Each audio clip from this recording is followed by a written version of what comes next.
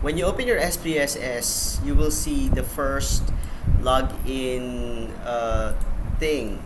Okay, so we're going to discuss about data view, variable view, and importing all the datas on your SPSS. So you will become familiar. All you need to become is to become familiar with and know how to navigate between the different windows in SPS. This is a computer application, so you're applying it into your research. Know how to write a data file, and you have to know how to import data from Excel to the SPSS. So the SPSS is short terminology, and acronym terminology for statistical package for the social sciences. The different windows of the SPSS are the output, syntax, data view, and variable view.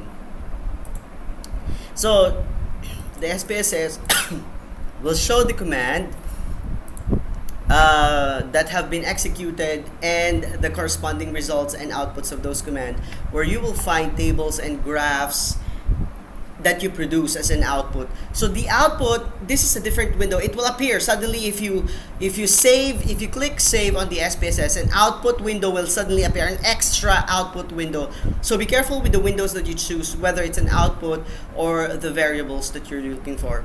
This output can be saved in SPV file, or it can be opened using SPSS also, or exported as PowerPoint. It can be exported as XLS. It can be exported as document. It can be exported as a PDF. So the output, you can be saved as an output, but if you export it, you can no longer reuse it. You have to do another output in order for you to re-export it again. So the syntax file is the easiest way to keep track of everything you do, and it enables you to go back and either re-examine your analysis or run the same analysis again. So when you put on the new on save as, and you open your file and you put here new and you put here the output, then it enables you to re-examine your analysis and run it again. So the SPSS allows for automatic passing of every single procedure you run, or alternatively, you can type in procedures yourself. So this is an SPSS, and then you can put in the procedures that you wanted to use for your analysis. It also makes it easier to run the same procedure on different data sets and to run the same procedure multiple times. So there is a multiple time procedure that you can use to run the SPSS over and over again.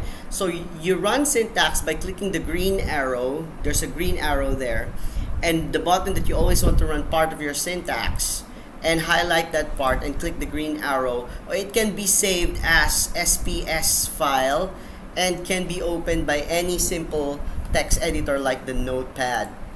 Okay, so the color coding, such as the dark blue, the green, the red, orange, green, gray, and black, they are just codes. You know, the dark blue are the procedures, and the green are subroutines connected with the procedure, and the red, orange are keywords indicating choices you have made, and the gray comments the line that must begin with asterisks, and the black are the variable names. So those are the color codes of the SPSS.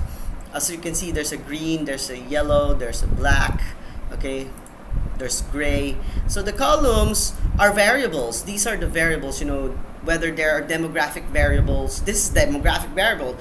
Age, gender, marital, child, education. These are demographic variables, but they are also called variables. So you have known the variables already: confounding variables, control variables, mediating and moderating variables. Those are the variables that you have. And one of those variables that is showing now are the demographic variables. They might be a mediating variable, okay? So the rows are the cases. The number of patients are in the rows, because the rows are the ones that shows you how many respondents that is inside your SPSS. And this is the variable view. So there's a difference here. As you can see, there's a very small icon there. It says whether it is data view or variable view. So the data view is the one without the circle, and the variable view is the one with the variable. So the variable view has the different columns, the different rows. And the rows of the variable view are the number of the respondents, and on top of it are the names, the types, the width, the decimal, the label, and the values, and the columns. So I will show you, I'll demonstrate to you how to use the SPSS today with regards from the very beginning of your Google survey form until you export it into your SPSS. So the rows are the variables here on the variable view. You're clicking the variable view now. The rows are variables and the columns are the variable details. So there is a numeric, there's a string detail on that column, and we will change it into numeric because you are supposed to analyze it based on numerical codes. And there are labels that you need to put there, and there are values on each labels that you have decided to put. So the nominal this is the variable code on the far end of your SPSS. These are the variable code that sets numbers, but where the numbers in themselves mean anything else. So such as the gender, 1 is to male, 2 is to female. You can alternate this. It can be the value nominal 1 is female and the value nominal 2 is male. Those are two options only, so you can alternate it. Even yes or no, there are also two options. You can either alternate it. Yes is to 1, no is to 0. Oh, yes is to 1, no is to 2. Or 2 is to yes and yes, no is to 1. The ordinal are the order of, that means you cannot go from 1 to 5 and 5 goes to 1 and 1 goes to 5. So there's an order. A variable where data is coded as numbers, like with nominal, but where the codes can be arranged in a meaningful order. How much do you agree with this statement, such as the highest achieved level or the lowest? So there is an order of strongly, not agree, neutral, agree, and disagree. Those are the ordinal. And the scale numbers are the number itself, okay? Where there's a number, for example, the age, that's a scale because the age is not an order of, there's no such thing as the order of this, but the scale, okay, where the number itself is a data, like blood pressure, you can put there, or temperature, or tax, or revenues, or the spin magnitude of an electron. Oh, those are the scales already, or electron configuration, 1s1, 2s2, 2p1, 2p2. So those are the scales already. You have already the scales.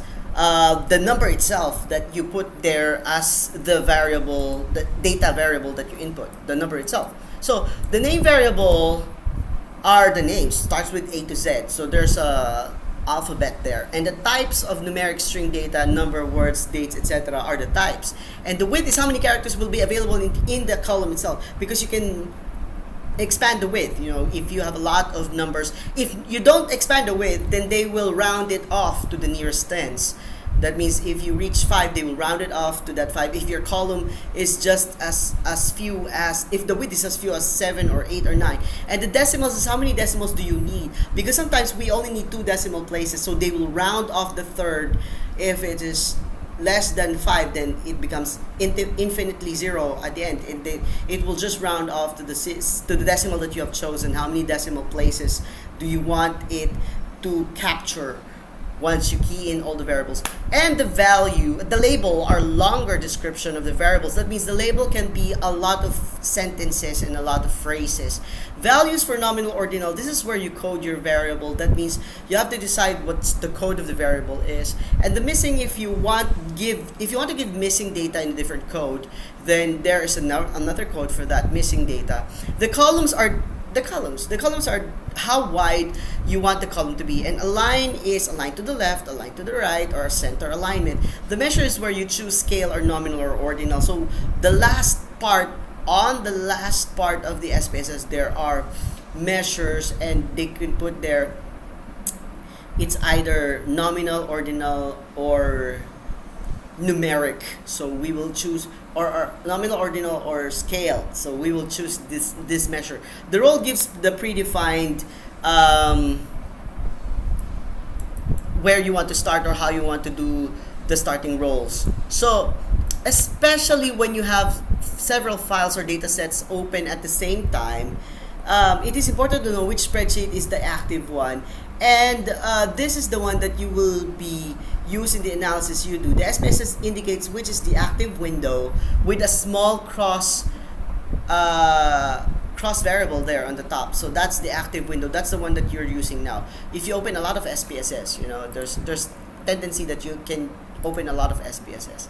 And these are the icons. So there's a lot of complexities on the SPSS icons, such as open file. These are the icons that are necessary for you to remember. Open file, save file, print. You can print the SPSS though. Most recent procedure, undo, redo. If you made a mistake, make it undo. You don't type it again. Just undo, undo, undo, undo, and then it will go back, revert to the previous thing that you have done. You might make a mistake and click something different, so you just have to undo. And if you think that you need to redo, just click the redo. Go to cases, that means it goes back to the cases. And go to variable, that means it goes back to the variable. Variable information, descriptive, statistics. These are so important icons that you need to remember. The descriptive statistics, the find and search, if you're searching for names, if you're searching for the genders, you can find and search. Insert cases, you can also insert cases. Insert variables, and split file, you can split file. Icon description of weight cases, select cases, choose if data or label is shown, and use the subset, and then use variables, and then check spelling error. Maybe you have a spelling error there. You can check as well your spellings. So all you have to do is open the data file, and I have shown you last time how to open the data file using the Microsoft Excel that you have downloaded from your Google survey form. That's an Excel. And choose paste and not open. If you want to paste something, you can paste so. But if you open something, you can also do open. Just make sure you select the Excel if you want to open the Excel. And file import data or text data, you can also paste the text data there, and dialog box will open, such as txt, dat, and csv or tab files. So text import window, you can also import the windows, you know, when you have an Excel that you want to copy and then import it on the SPSS, you can also do like that. So there's our text import wizard. Each line represents a case, and all of the cases, you have to click there how many lines and how many cases do you have. So you can put there text import wizards, such as the limited wizards in semicolon.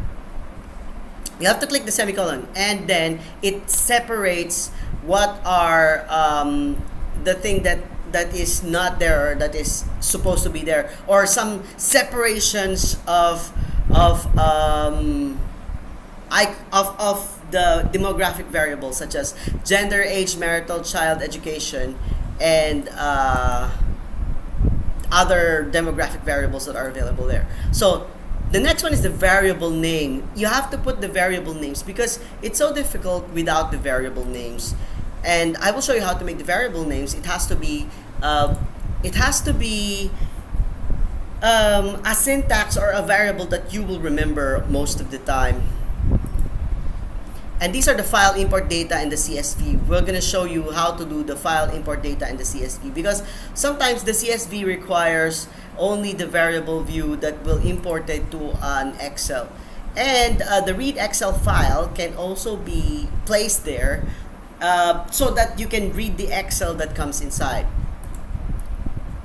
Okay, so when you have very large data set, it can be useful to split the screen so that you have 4 panels all showing different sections of the spreadsheet. All right, and delete or insert case variables when you are in data view. So when you are in data view, you can delete or insert case variables inside the SPSS. So let us see how the SPSS works. All right. Hello everyone, we're gonna go for the online survey form and transfer it to the SPSS software from the online survey questionnaire into the SPSS software. This is your Google survey form from the online, and we're gonna transfer it to the SPSS, but we're gonna go for the responses first. This is the icon responses, and we're gonna click that icon, and we're gonna we're gonna get your um your Excel, Microsoft Excel from this view in sheets. And we're gonna click this icon, view in sheets, and then we're gonna click download responses. All right, so it's here already from the download icon. You can find it here. Sometimes it's here, sometimes it's here, but as for my device, it's found here on this icon. And I'm gonna go for my downloads folder. We're now here at my downloads folder, and we have already opened the Microsoft Excel from the downloads folder. All I want to do is remove this timestamp and username. I'm gonna delete, and also the consent. I'm gonna delete that consent, and the phone number. I'm gonna delete that as well. I do not need those.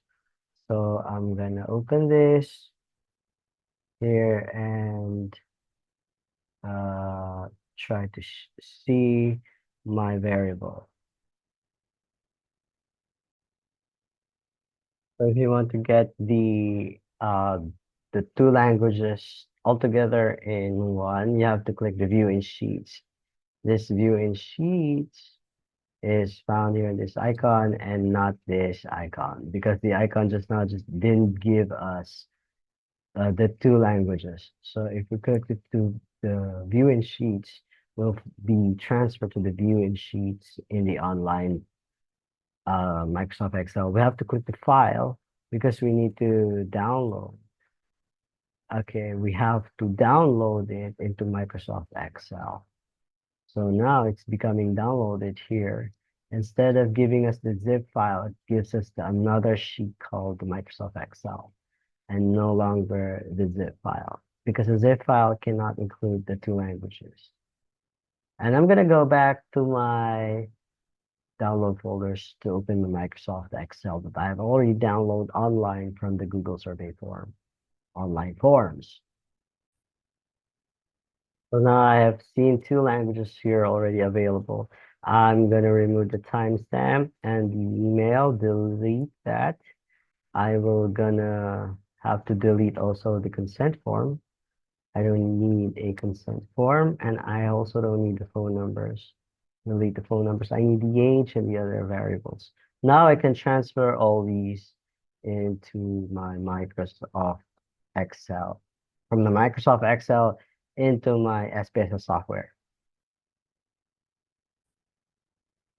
And I'm opening now my SPSS software.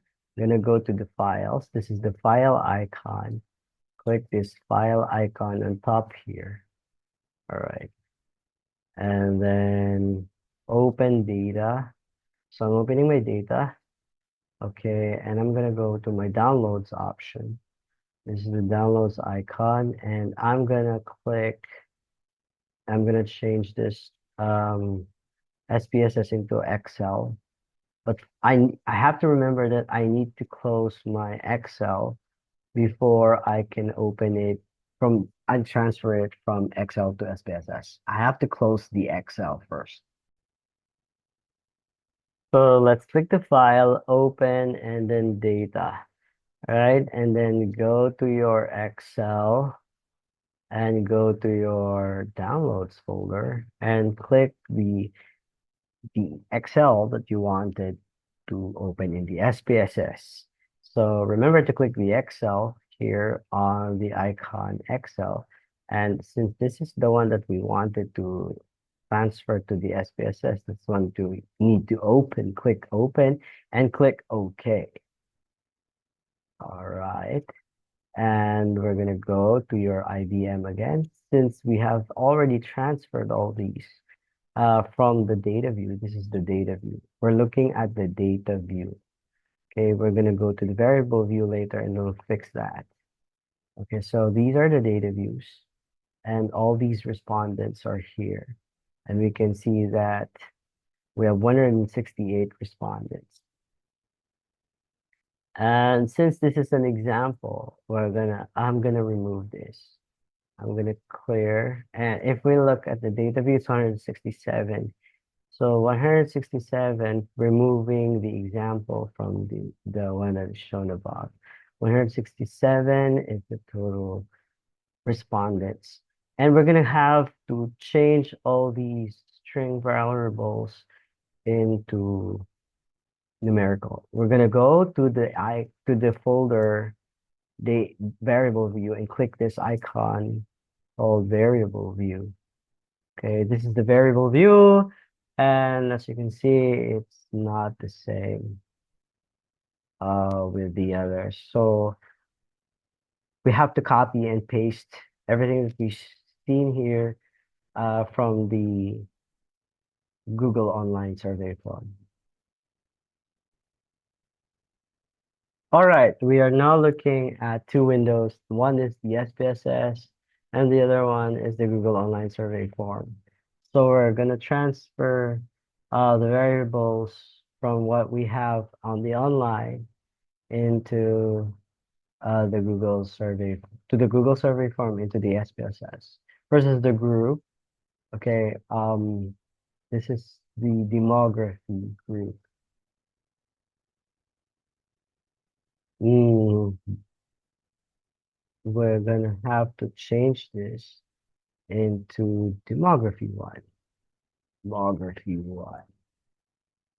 That's called the demography one because here it says social demographic, social demography. This is one of the variables. So the control and the experimental are one of the demographies that we will change. And all we have to do is copy this, double click, copy, and paste here.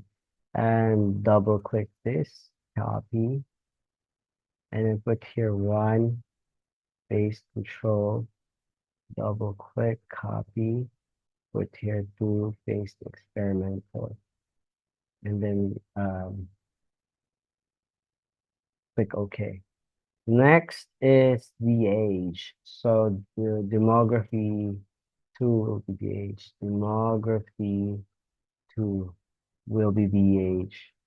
All you have to do is copy this, copy, and then paste. And whatever is found here is whatever you put here on your icon. It's very hard to have a bilingual survey questionnaire since you need to copy and paste it from the main original source. It has to be the same exactly, especially if it is from string words and you want to convert it into numerical. It has to be exactly the same as the original document from the Excel sheet that you have transferred into the SPSS. So remember, uh, to not put some space after this icon has been copied and pasted on the SPSS value labels. This is the value labels. We're going to go to the value labels because we're going to put the values here in a numerical format so that it can be converted from numerical to string, string to numerical, string words to numerical words. And then I'm gonna click the add and then click the OK after I'm finished with all of these. So just now I highlighted all of these because it will go out um on your main SPSS data view. And if there's a space, just remove the space, make sure there's no space, and then click add. Number two, paste, and make sure there's no space on 31 to 40. Okay, copy this and cut, then add number three, paste. There's a space here. As you can see, there's a space on the front of 41. There should be no space there. Be mindful of it. And then cut, make sure no space here after the 50. And then number four, will be the last variable, the last label. 21 to 16, no space in between, no space on the front, no space after the number. Then click add. Then click OK. This is the OK button. Okay, so the H is there. Next is the gender, demography number 2, gender. Highlight this, copy, and paste here, and then this will change to demography 3. And demography 4, uh, demography 4 will be the body mass index. Copy, then paste it here. And finally is the marital status. Copy, and then paste here, and then demography 5. So there are 5 demographies that you have. It is a very religious practice to copy from the original source rather than copy from the SPSS that you're looking at here, because you really cannot rely on those transferred messages. So you have to be very religious on copying from the original source. So the gender is male, copy here, and then get to the values and put the values of the gender, the body mass index, and the marital status. Click here, anything will do. Male can be 1 or female can be 1, as long as there's no space in between, and click add. The next is the female, copy number 2, female, then add, and then click OK. It's either the two, 1 can be female, 2 can be male, either 1 or 2, it's up to you, as long as exactly the same message or the same values are found from the original source into your SPSS, because that's what will be reflected on your data view found here below data view. This is the data view from your SPSS. As long as it's exactly the same, that's what the data view will show. Body mass index, you have to copy all these. Copy. This is the first value, and then click label paste, and then click add. Okay, exactly the same. Copy the number 2, and then paste it here, and then click add. And then number 3, copy value number 3, here, and click OK. And finally, the marital status. Single, this is the value, 1. Either single can be 5 or married can be 1. It's up to you, as long as you know what you have done. Paste. Married, divorce. I'm making it in the chronological order because later I'll show you why I wanted it in chronological order, so it doesn't confuse me when I go to the original source of the Google Online Survey form values into the SPSS. I want it in chronological order like this, so it doesn't confuse me. So it's in a chronological order. No prejudice for chronological order. Just put here 1, 2, 3, 4, 1, 2, 3, 4 in the order of. Okay, so now we're finished with the demographies, the 5 demographies. And if we go to the SPSS, further here, we can see the measures. And if we look at the measures, what do we interpret as the nominal? The nominal are more of the number, so they are all nominals. The ordinal are on the order of which one is number 1, which one is number 2. So here, nominal can be either 1 can be male or 1 can be female. That's what you call the nominal. And if you're gonna change this to ordinal, you have to just click from here. Okay, the measures can be ordinal or nominal, but For this, it's only nominal. Okay. And the next is the outcome variable or the effect variable called the main survey. All right. In research, we call this the outcome variable or the effect variable. Or here on the main survey, it's called diet as a lifestyle outcome variable number one or effect variable number one. So we're gonna put here in the code of the name as outcome variable called diet underscore lifestyle. That's the effect variable number one or the outcome variable number one. And we're gonna put the label here, what the label is. So copy and then paste here exactly the same as what the label is found. And for our values, all we have to do is copy the values found here on the original source, which is strongly agree, agree, disagree, and strongly agree. This is what we call the ordinal scale of measure. You cannot put one is the disagree and two is agree and three is strongly disagree and four is strongly disagree. It has to be in the order of, you have to make it organized in the order of. And that is how you'd interpret nominal and or the ordinal.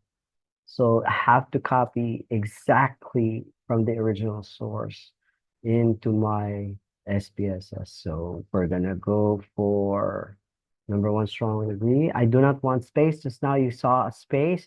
I click backspace so that it doesn't show any space here.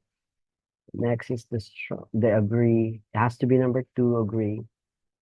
Paste. See, as you can see, there's a space found on the blinking icon cursor. Means we have to click backspace. We cannot afford to have spacing. The disagree, and that's number three. And then click add. Since there's no space here, I don't need to make backspace.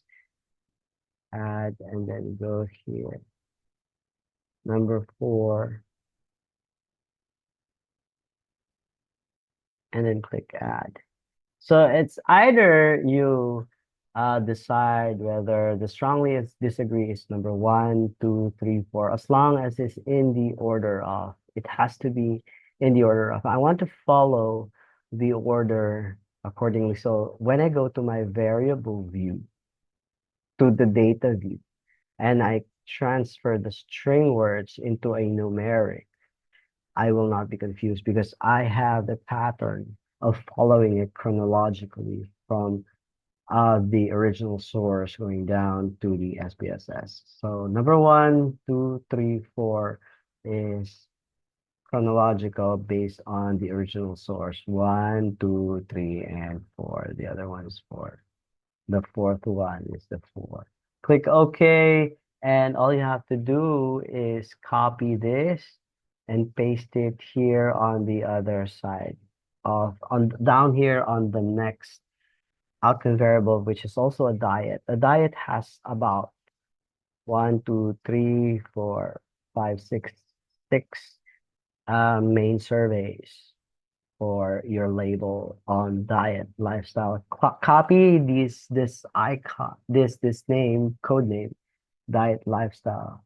This code name, diet lifestyle, and then we're gonna put it here on the next, which is called the next um, survey question, number two. And the number two is reducing sodium intake from the original source. Copy the original source and paste it here exactly the same. And they're still both having the same value, so it's still the same. And just continue going on until you get into the sixth outcome variable called diet lifestyle. And then number three, um, the number three from the original sources, I regularly consume fruits, so copy the original source from the online survey and paste it here and copy this again and then put it. If you're gonna copy and highlight, just simple highlight and then paste it, it will not be pasted because it will say that this variable name is a duplicate. This variable name duplicates an existing variable name, and therefore it's an illegal character. So all you have to do is go inside the box and make sure that the cursor will appear, and then highlight the blue highlight icon before you paste it. Then that's the time you can change the number from 3 to become 4. So the fourth survey from the outcome variable diet lifestyle. 4 is avoid processed food, based here from the original source. And then next is number 5, diet lifestyle. Paste here, number 5. Um, the number 5 is the original source says my diet is tailored to support health. So I have to copy and paste it here.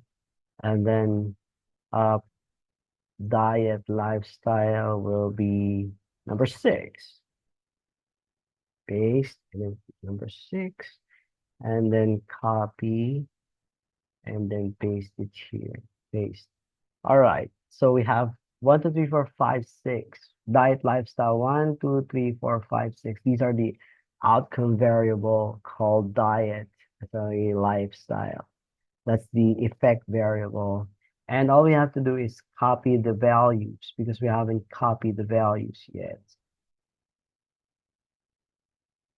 All right. Copy the values and highlight and then paste here. That's all you have to do. Highlight and paste. And that's your effect variable number, a diet lifestyle called the diet lifestyle. Another effect variable is emotions as lifestyle. So all we have to do is copy this and paste. We cannot just put here emotion space lifestyle. It has to have underscore on this name uh section, or the code names. We cannot have spaces. It will be an illegal character if you put space. So this is the emotional lifestyle number 1 from the original source. We're going to copy it again. Copy and then paste. Original source, emotional lifestyle, outcome variable, effect variable. We're going to emotional lifestyle number 2. That's the next. From the original source, we're going to copy and then paste here, and then copy this, and then paste here. It's very religious to do it on this way so that it doesn't confuse you whether how many effect variable you have already done, because you will have to alert yourself that you have not yet reached the fourth effect variable. And if you have a lot of effect variables, it will be so confusing if you copy and paste without religiously checking whether you're in the right track.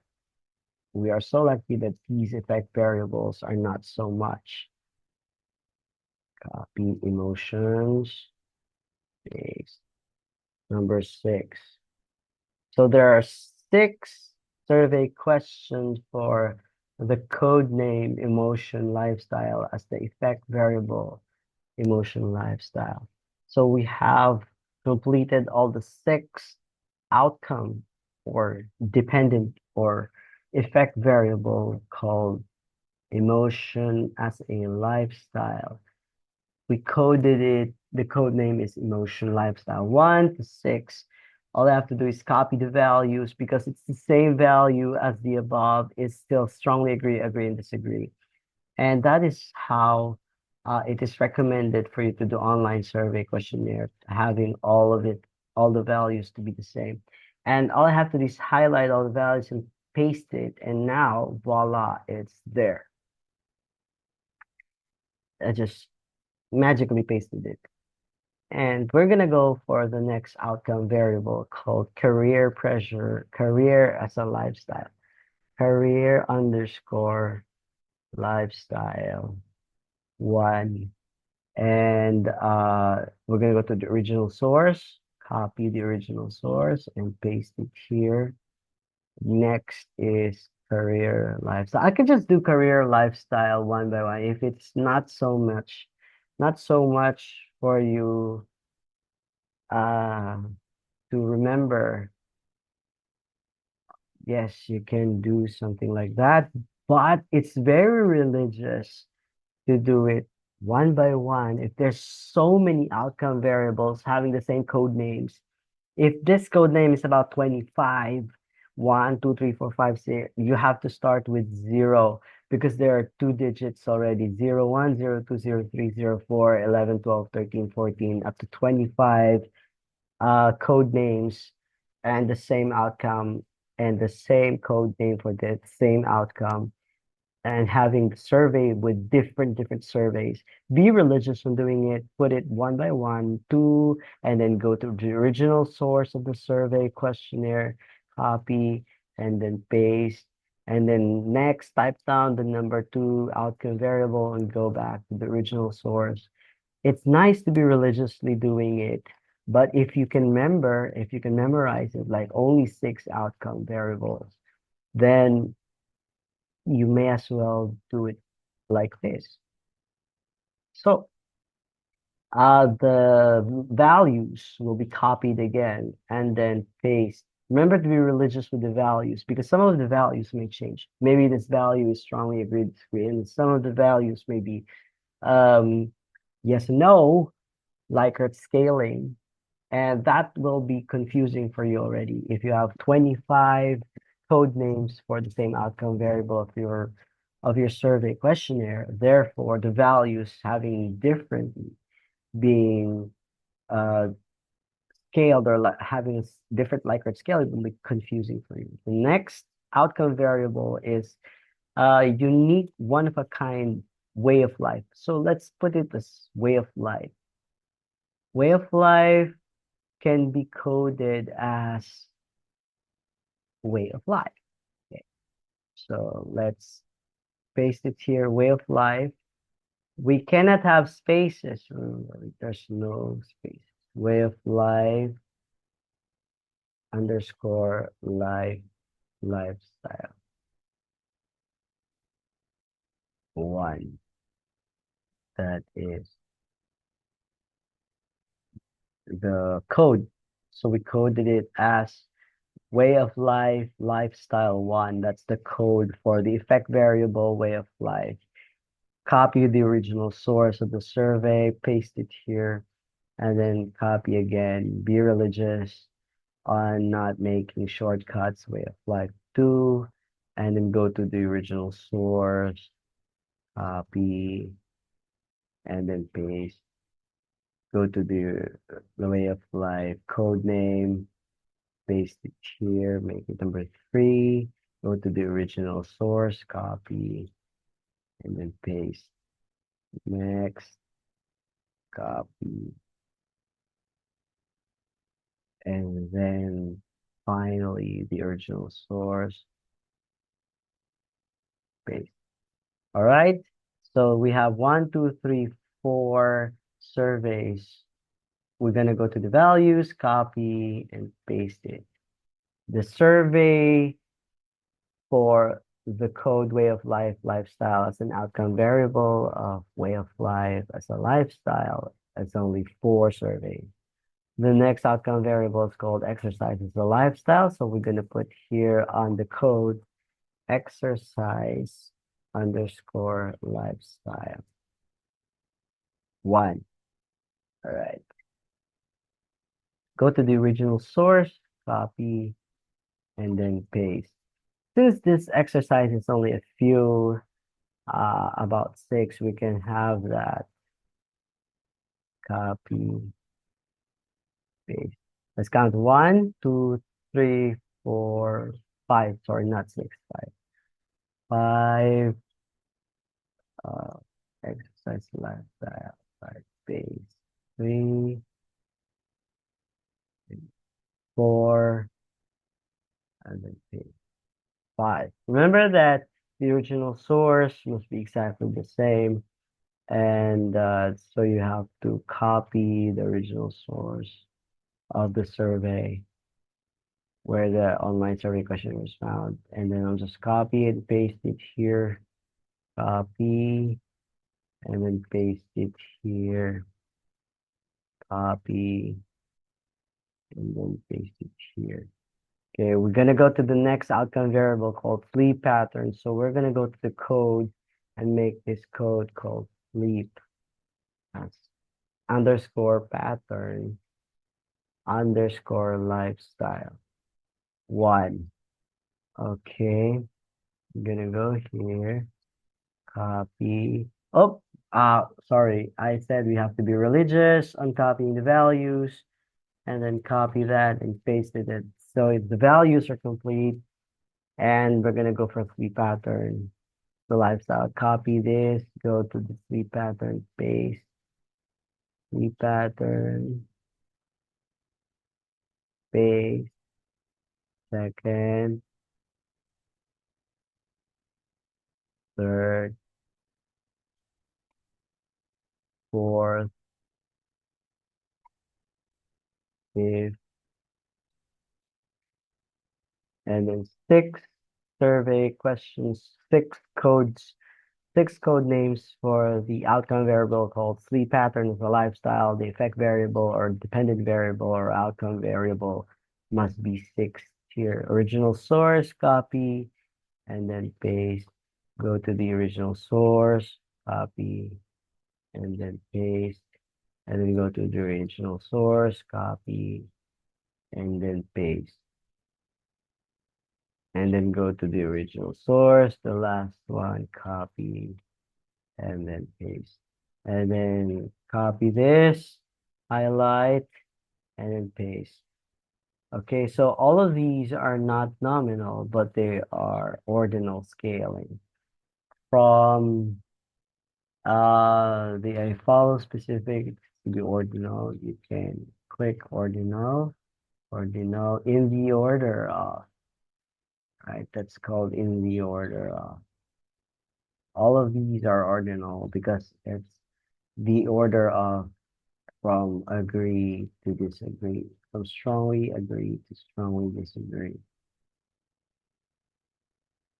That means 1, 2, 3, 4 orders has to be in chronological order. That's what's called ordinal. So the nominal can be numerical in which order you wanted to put it. That's fine if the ordinal is scaled ordinal. Don't forget to save your work from the downloads, hypertension, and then click save your work, religiously save it. If not, then it's gone when the battery of your computer goes out, then you're so in trouble. Okay, so this is the input. Okay, and we're gonna not gonna touch that because it's basically an input. All right, so we have successfully done the variable view. This is called the variable view here. And now we're gonna go to the data view because we're gonna change these string words into numeric later after we have converted all the numerics into numerics.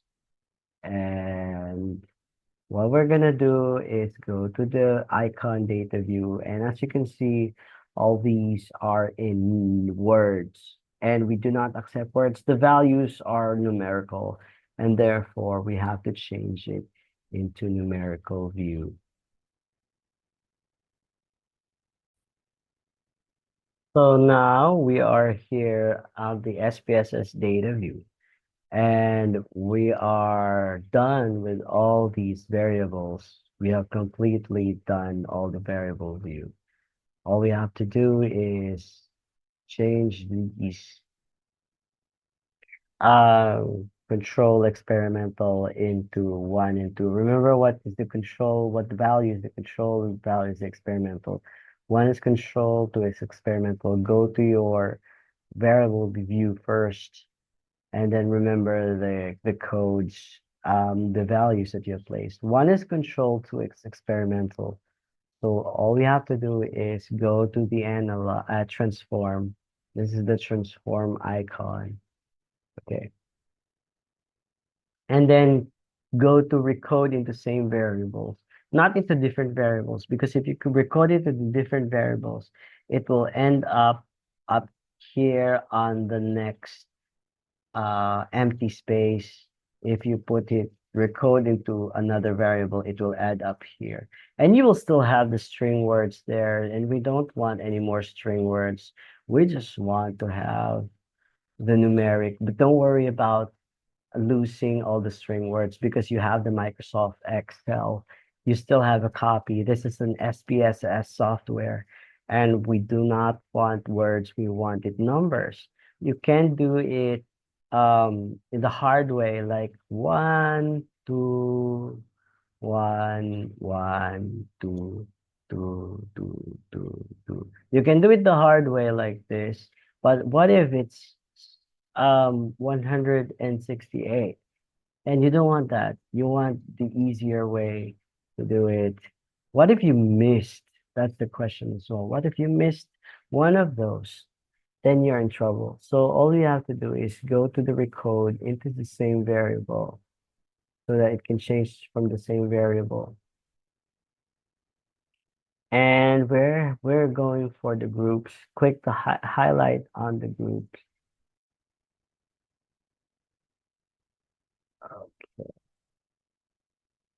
Group, go here, and then click old and new. And then it has to be the same value. Value of the old is experimental and control. So let's try to copy the experimental and control first. Experimental and control. Okay, let's go to the original source so we can copy experimental and control. Now we're gonna go for the original source. So open to the transform, recode into the same variable, click group, highlight here, and then put it here on the other side, and then click the old and new labels. This is the old and new labels. Click this. And then recode into the same variable, but get the control first. Copy, and then paste here the old variable control. The new, there's two. First is the old value, and the next is the new value. The new value will be the number. Remember the number 1 for control. Okay, and then click add. Next is the experimental. Go to the original source, and then click here, paste experimental, and then value will be 2, and then click add, and then click continue, and then click OK.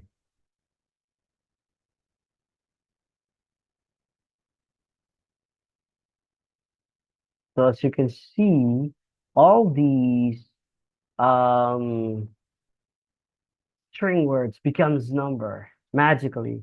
And you did not do it the long way, 1, 2, 1, 2, 1, 2, 1, 2, 1, 2. So it's very difficult if it's 1, 2, 1, 2, 1, 2. And we're gonna go to the data view window because the next few icons and variables will be a lot, which is called the age. There's a lot, so we need to go to the age at the variable view and remember what is the number 1, 2, 3, and 4 here. And you can enlarge it, lengthen it a little bit so that it gives you more space to read what is, which is which. All right. And 1, 2, 3, 4 must be remembered religiously from the original source. That's why I told you you don't confuse yourself, but rather be religious on the chronological order of one, two, three when you're doing labels, values of the values of the labels. Recode, go to the transform again. This is going to we're gonna click the transform icon again. And then um, we're gonna go to the original source. All right, transform, recode into the same variable. We are done with the group. Leave the group here so you will know which ones you have done already. Then click the age and click the old and new variable. Okay. Remember that number one is 20 to 30. Be religious, copy from the original source, and then paste it here from the old values. And then number one is the new value. The numerical value will be number one. One, click add, go to the original source, and then this is number two, original survey, copy it. Be religious in copying, don't type it down. So errors will be lesser if you have the original source to be copied on, especially if it is in two languages. Number four, add, and then continue, and then click OK. After you've done clicking continue, you click the OK button, and then warning, it will be recoded. Remember, there's a warning. Okay, recode specified. So click OK. And let's go to the one that we have recoded. Okay, see the data view. All right, all of it has been recoded into a number. So as you can see, it's so easy. And all you have to do is do it again. Go to the variable view and see the male. Male is the first one. That's the number one. And then record it same variable. Okay, remember to copy the original source. Do not forget to be religious in copying the original source. And do not forget to be looking at the variable view. What is the value that you have done? Your value is one male, two female, and you cannot forget that. You cannot make mistakes on it because it won't reflect on the recoded in the same variable if you have transformed it. Okay, so the transform icon will help you transform the string words to numerical. Click the old and new variables and then get the original source where the old value is found.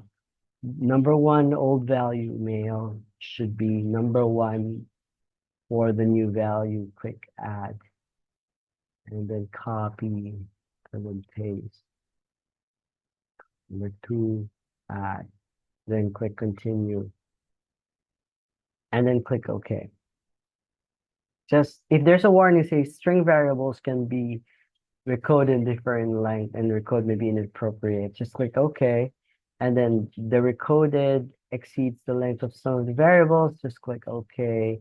And then let's see if it is successful on your data view. Successful data view. Good. So 167 has been recoded from string words into numerical. So next will be body mass index. Okay, let's go again to the variable view and see the values of the variable view. This is the variable view. Remember, variable view icon. Just we double check the data view, it becomes numerical from string to numerical. And we need to remember what is the value for the body mass index as the next variable view that we'll check. So 1, 2, 3 are the values, and we have religiously done it here. So we have no problems of following a chronological 1, 2, 3 slightly obese. Transform, compute, I mean, recode into same variable icon, and then highlight the body mass index from the box here, going to the string variable and clicking uh, the old and new values, body mass index, old and new values, copy exactly what's found on the original source from the old value and make it new for string words to numerical. Number one, slightly obese. The original source is copied, and then click here, paste here, and then put number two original source. Copy the original source and paste here and click number 3. Okay, so these are the 1, 2, and 3 icons. Okay, and then click continue and then click OK. It says here different length. Okay, and then check again. We're gonna check again. Okay, let's see the data view. So we are so successful on the demography number 4. We see what we have. We already have string, we have a numerical instead of string. Demography 1 is numerical, demography 2 is numerical, demography 3 is numerical, and demography 4, which is the body mass index, became numerical. We did not put 1, 2, 3, 1, 2, 3, 1, 2, 3, 1, 2, 3. It just automatically 167 times changed into 1, 2, 1, 2, 1, 2. All right, now we're going for the next demography, which is the marital status. Let's go again to the variable view, and we have to be accurate with the numerical values. 1, 2, 3, 4, 1, 2, 3, 4 here. 1, 2, 3, 4 must be found here. Okay. And go to the transform icon. We're going to transform it again. Here, transform from string words to numerical.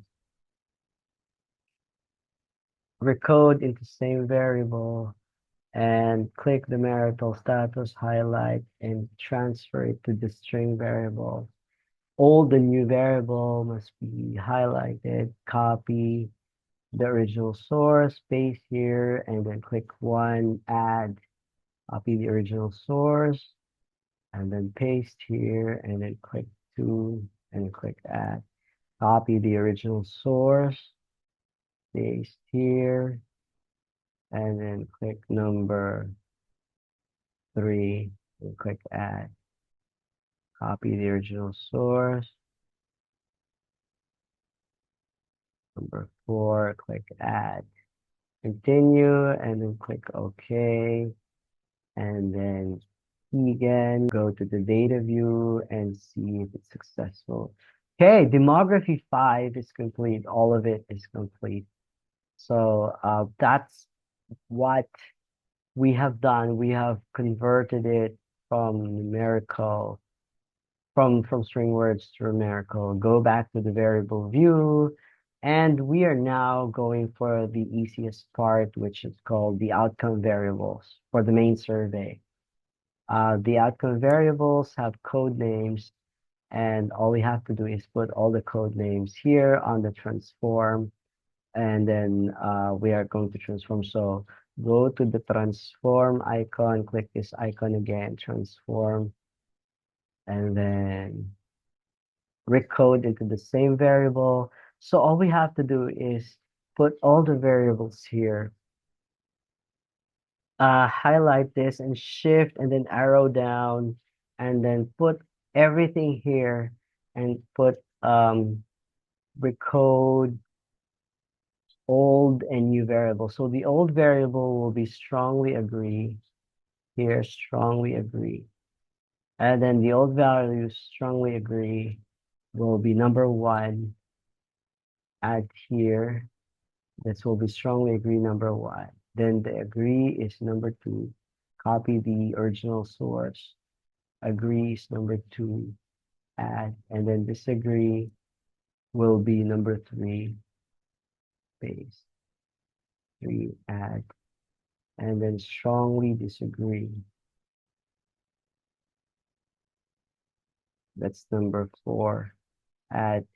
See here, as we can see, it is also written here. The number one is strongly agree. The number two is agree. Number three is disagree. And number four is strongly disagree. So we have placed it here from old to new values. All of it is the same. That is why it's recommended for you to make a survey questionnaire that has the same values if you want faster transformation of string words to numerical. Click continue and then click OK. Just if there's a warning, just click OK. If it says here the shorter values will be padded with blanks for comparison, just click OK. And then let's go and check the SPSS if we are successful on the data view. As you can see, everything here is already been converted from numerical, from string words to numerical. There are no more string words. Congratulations to us. So we're going to check what we have done on the SPSS. Here is the SPSS and voila, all of it became numerical. So what we need to do next for the 167, we're gonna go for the variable view. We're gonna click the icon, this window, variable view again.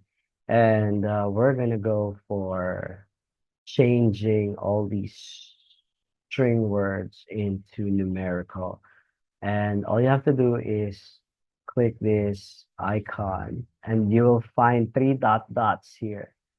All right, the three dots will be evident here. Let's click it and then change the icon string to numeric. It has to be numeric. All of it has to be numeric. Click OK. The width, it doesn't matter because it's only numbers. The width will only matter for words, not for numbers. So if it's numeric, 3 widths, 4 with decimal places has none. All we have to do is click OK. If it says that some values of labels will be missing, it's okay. Just click OK. Then copy it and then highlight all these and then paste it. Some values will be okay and then click OK. OK. Everything is okay. Click OK. There, everything has been changed into numeric. Don't forget, save, go to data view. It has already been transformed from words to numeric. Okay. And then click save. Always save your work. Religiously save it. And what we're going to do is we're going to go to analyze. This is the analyze pane or icon. Just click that and go to scale reliability because we want to see if all the items are reliable. So Control A and drag it here on this on the side and click the statistics. This is the statistics icon. Click this and then click item scale if item is deleted, and that's it. Click continue. No tests necessary. Just click continue, and then the alpha will show us whether It's more than 0.7. Like, okay. So it says here that the reliability that we have is 0.9, meaning it's highly reliable. And you know that the 37 items of your original survey questionnaire is highly reliable. That means what you did on your survey questionnaire has no ambiguity. Ambiguity means confusion. That means it's so relatable, it's so understandable, comprehensive, and appropriate for the respondents. Because the higher the Cronbach alpha is from 0.7, highly reliable, to 0.9 will be acceptable survey questionnaire, especially if you have newly redone the survey. If you are very, very new on that survey, you have originally formulated that survey, you have to use the Cronbach's alpha. So congratulations, and you are done with your survey questionnaire, and the SPSS says that your 37 items can be used in full-scale research. And if you use that in full-scale research, you can continue on. There's nothing to change. Everyone has understood it properly and concretely, comprehensively, understandably done your survey appropriate, your survey is reliable. We can count on the results. There are no conspiracy and ambiguity. That is the word ambiguity. There is no ambiguity because it's reliable. Congratulations.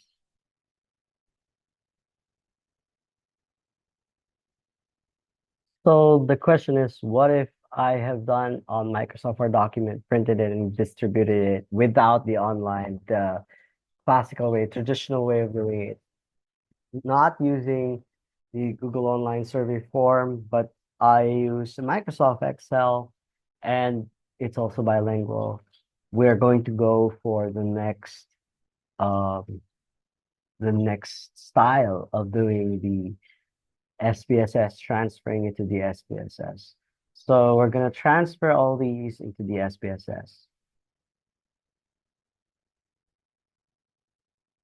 We're gonna go for the data view and variable view. So we have to put here the name, variable view. Okay. Um, and from the original source, we'll put here demography one, and then put here on the label, okay, 18 to 24 years old, copy. You don't need to get the second language. Why? Um, you don't have to, because you're gonna do it the long way. Paste here 18 to 24, and it's not gonna be converted to string to numerical. So no need for you to copy the second language. This is number three, add, and then 36 years of age. Um, it's it's number three. This is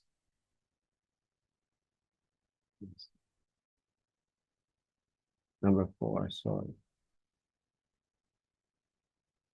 number four.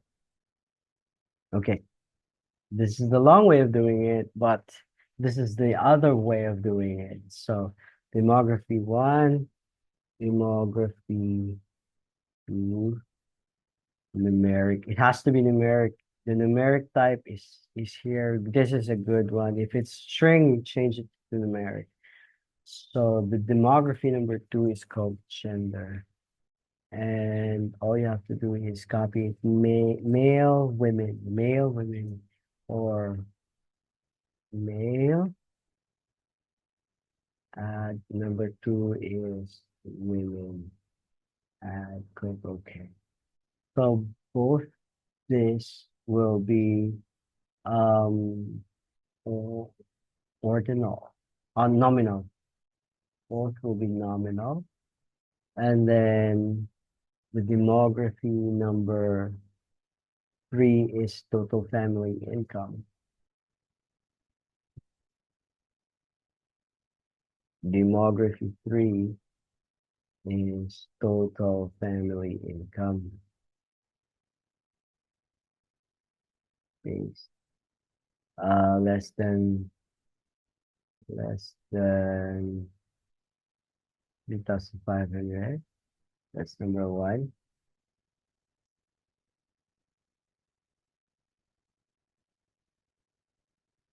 Okay. Add number 2. Copy to paste here. Add. All right. C. We're not letter C. Copy. That's value number 3. Paste here. Add letter D. 14,000. Value number 4. Paste here. And then letter E more than 21,000. Remember that you do not need to get the second language. Okay, click OK. And then, again, this is nominal. Right. Another variable called basic nursing graduation. Okay, so this is still demography. It's the year. Demography 4.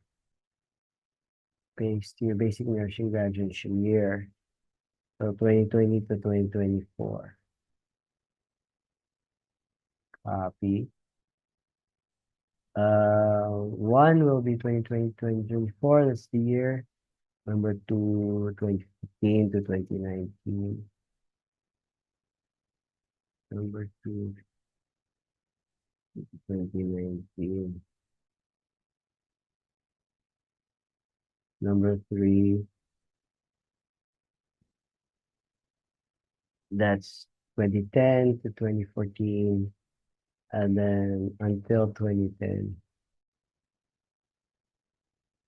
That's number 4. Letter D is number 4. Okay. So this will be the main survey or effect or outcome variable number 1. What's your main reason for choosing careers? Let's put career 1 as the main outcome or dependent or effect variable. And the question is what's your main. Copy this question from the original source up here. So copy this love of nursing. Copy.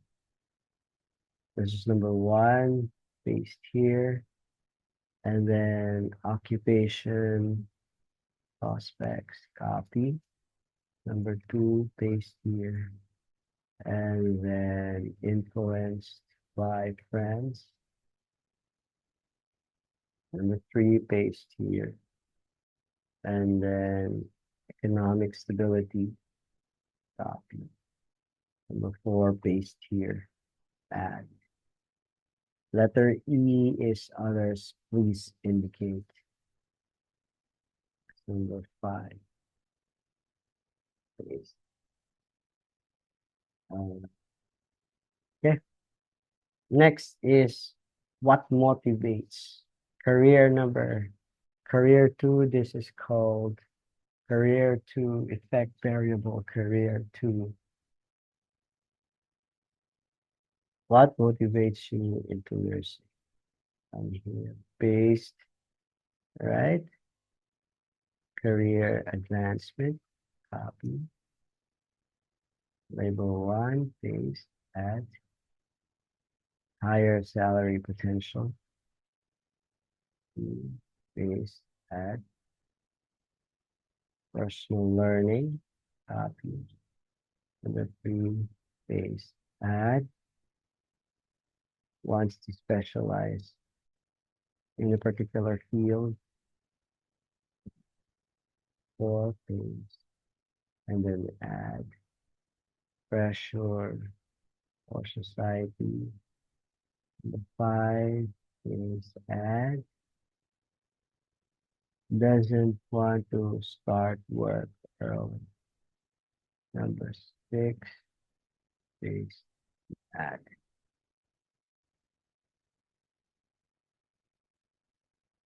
Click OK. Then we go to career number three. Career three. This is the code. We're just doing it as a code name. Question is, what challenges do you foresee for your bachelor's degree?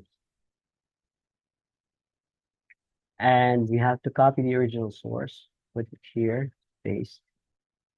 Okay, value one, economic stress, copy, and paste here. Letter B, management issues. So this is number two. Letter B is number two. And then academic difficulty. So this is number three. Letter D is work-study balance. Number four. And lack of family support. Number five.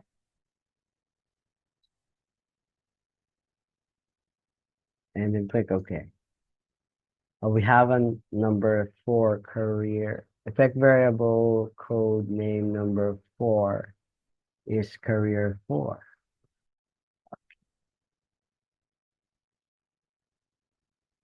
So what challenges is career three?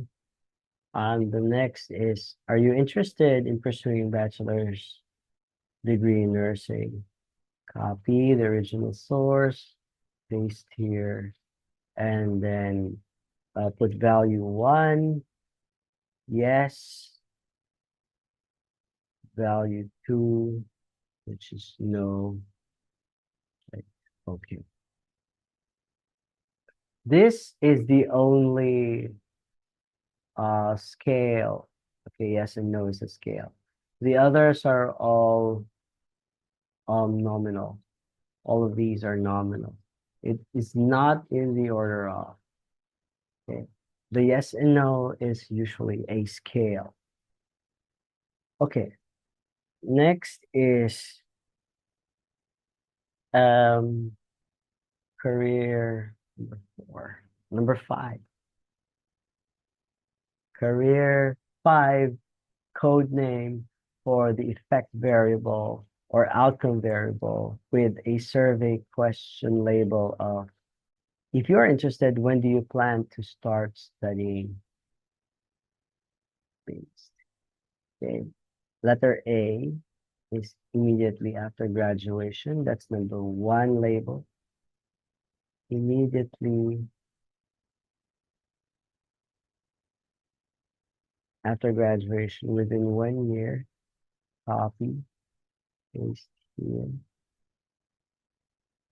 2 to 3 years, copy, paste here. There are no definite plans. Therefore, copy, paste here. Okay, then click OK. All right, there's a number 6 question. Career 6. Would you consider studying nursing abroad? Paste. So label number 1 is yes. And label number 2 is no. And this is called a scale. And the other one is nominal. Oh, there's a probably. So it's not a scale. If there's a probably here, There's a number three. It's not a scale, but it is also a nominal. Nominal. It's not in the order of. So it can probably can be one, no can be two, no can be three, yes can be four, and yes can be one. Okay, so that's what you call nominal. You can nominate which number is what you prefer. It's not in the order of. Career 7 will be the next code name, and the original source asks the survey into the label as if so, which region would you prefer? Um, Northern region. So these are the values. Okay, go to the values. Put here number one. Original source says north, and then Europe.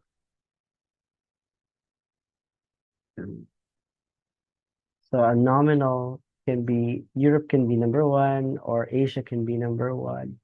There is no order of, it's not in the order of. Okay. So the north can be the last, does not to be number one because it's not in the order of. That's called nominal. And then others. Base. List number 5. Click add, click OK. That's it. Only 7 outcome variables to be measured, 7 effect variables. And we have completed the variable view. We're going to go for data view because we do know what to put on the data view. So first is the demography. It says here, how many demographies do we have? Demography number 1. You can expand this so you can see what are you looking at. What is your question? What's the code that you're looking at? Okay. And if this is the demography 1, we're first on the demography 1. How many 18 to 20 years old? 4. So 1, 2, 3, 4. 4 ones and 2 twos. So 2 twos. And then how many 3? 3 threes. Okay, 3 threes. 3, 3, 3. And then how many 4? Only 1 4. So 4. So the total is 10 respondents. There are a total of 10 respondents based on the original. There's says here 10. These are the total respondents. On the demography 2, how many ones? There will be only 1 1. This is 1 1 6 2, and the 3 threes. 6 twos, 3 threes. Okay. How many ones? 1. How many 2 6? 1, 2, 3, 4, 5, 6. And then how many threes? Will be 3. 1, 2, 3. So we go for the demography number 3, which is called total income. How many ones? There are 1 ones, 1 ones, 2 twos, 2 threes, 4 fours, and 1 5. Okay, so there are 5 values. How many ones? 1. How many twos? 2, 2, 3, 2 threes, 4 4 fours, and then only 1 5. Okay, same goes with the demography number 4. Basic income 1 1, 2 2, 2 threes, 4 fours, and 1 5. 1 5. Okay. Next is the effect or the outcome variable.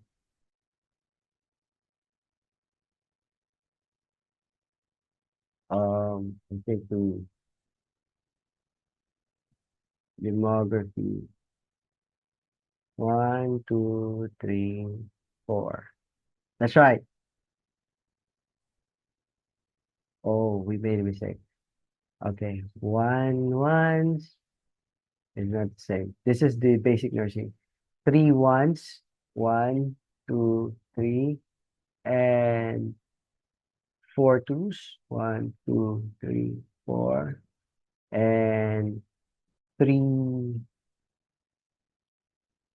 fours, three threes. Okay, three threes. 1, 2, 3. That's it. Zero for number four. So we're gonna go for effect variable number one, which is career. This is the hard way because you can make errors. What if you have 150 respondents, 160 respondents? It'll be so difficult for you to decipher how many. But this is the long way of doing it. The effect variable number one, which is career one. What are your main reasons? There are A, B, C, D, five values, 1, 2, 3, 4, 5, and number one is two.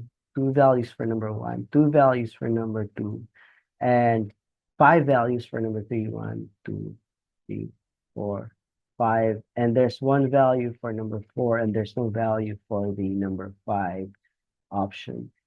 And then the next, which is career two, what motivates you? 1, 1. So there's 1, 2, 3, 4, 5, 6 options. So there are six values. And the first option is one. There's only one who gives six, the first option. And there's three for the second option. And there's four for the third option. And there's one for the fourth option and one for the fifth option, totaling of 10 respondents. We are lucky we have only 10 respondents, so it's easy for you to do it this way. What challenges do you foresee for your bachelor's degree? Nursing is career number four. Career number three, code name career number three. For the effect variable, outcome variable, what challenges do you foresee for your Bachelor of Nursing degree? And there are five options or five values. So one for number one for number two, 5 threes, 1, 2, 3, 4, 5.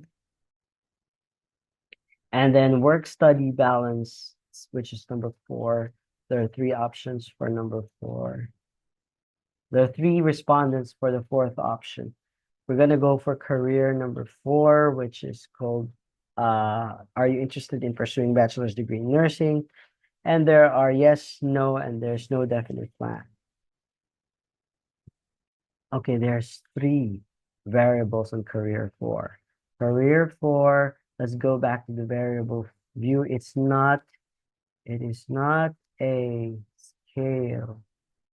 Are you interested? It's not a scale, but rather a nominal because there's a number third option. Third option is there's no definite plan. There's no definite plan. Add here, click OK.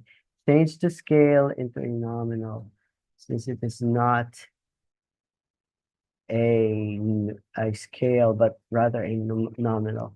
So there are six for the yeses, six number ones. 1, 2, 3, 4, 5, 6. And there are three no's, three for number two value, three, and there's one for one value. We're going to go for the fifth code name called career 5, and the outcome variable is called if you are interested, when do you start planning? So number one is immediate after graduation. We have four values because we have four options. So the option one has three respondents, 1, 2, 3. And then the option two has two respondents, 2, 2. And then the option three has three respondents, 3. And then the option four has two respondents. Okay. Go for the sixth career, which is called the code name. Career 6 is code name. The outcome variable is called, would you consider studying for bachelor's degree in nursing abroad? Yes, no, probably. So the yeses is number one option. There's option one value 1, 4 times 1, 2, 3, 4. And then value 2 is 1, value 3, which is probably is 5 times. 1, 2, 3, 4, 5. And then the career 7, which is code name for the outcome variable number 7. If so, which region would you prefer to study in? North, Europe, Asia, Australia, others are all nominal. It's not in the order of, but it's just nominal. So option 1, value 1 has 1. Value 2, option 2 has 2. Values 3, option 3 has 6. 1, 2, 3, 4, 5, and 6. And then the others, sorry, 1, 2, 3, 4. Fourth value is 1. There's one value for number 4. Thank you very much. We are done with the data view. Okay. We're done with the variable view, and we need to get the convex alpha. The alpha has to be more than 0.7.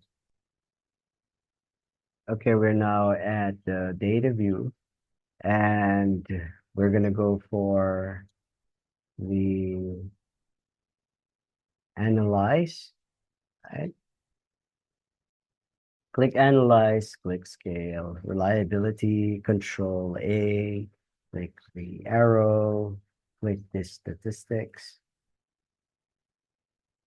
Okay, and then we'll click the item, scale if item is deleted, and scale. Click continue and click OK.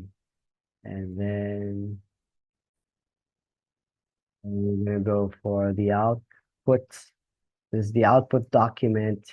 This is another folder that will appear. And as you can see, the 11 items are all reliable. That means it's not ambiguous. There's no ambiguity. You can count on it. No confusion. Comprehensible, understandable, appropriate for your title, and the respondents can respond. Can they respond? If they respond, can you rely on it? Because it's more than 0.7, the answer is highly yes. All the 11 items are appropriate. The respondents can respond. Non-ambiguous, comprehensible, understandable, appropriate. You can continue on with your survey. However, remember that this is the long way of doing it. So you choose whether you want to use the online survey form with a lot of respondents, or you want to do it with manually doing it on the SPSS, because only the SPSS have the alpha Cronbach's alpha. As you can see, this is called the Cronbach's alpha. And therefore, there's no other device or software that can give you the Cronbach's alpha.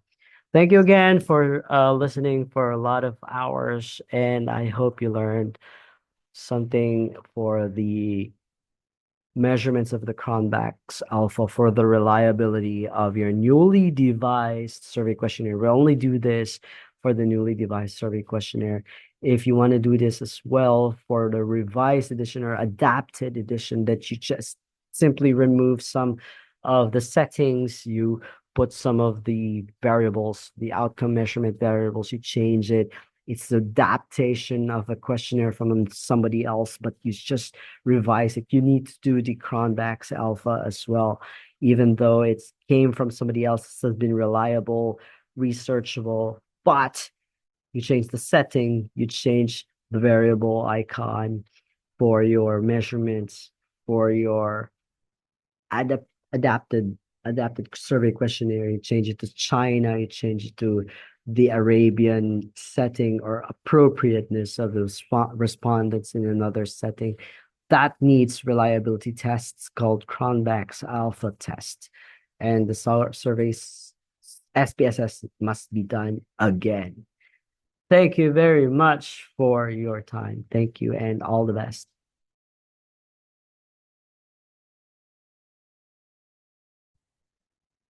Hello, everyone. We're going to discuss first about descriptive and how to use your SPSS. So The first thing is to look for frequency and percentage, and that's your first task. So I'm gonna go to my output window. So I don't want to exit and exit and enter again because I'm sharing the screen. So just gonna go to my output window, and I'm gonna click analyze. I'm gonna click descriptive, and I'm gonna click frequencies. Okay, I want to see the frequency of everything, you know. I'm gonna shift down and highlight everything and put here on the variables everything that I have done. Okay, and I'm gonna go to my statistics. I want to see the percentage, so I want to put here 100%. Okay, that's my percentile, and I'm gonna click continue, and I'm gonna click OK. What am I showing now? What window am I showing? Because What? okay, Frequencies. Okay, the OK button. I'm in the OK button, right? yes, Okay, I click the OK button. So all of this came out. All right, all of this came out. So what I'm gonna do is I'm gonna highlight all these.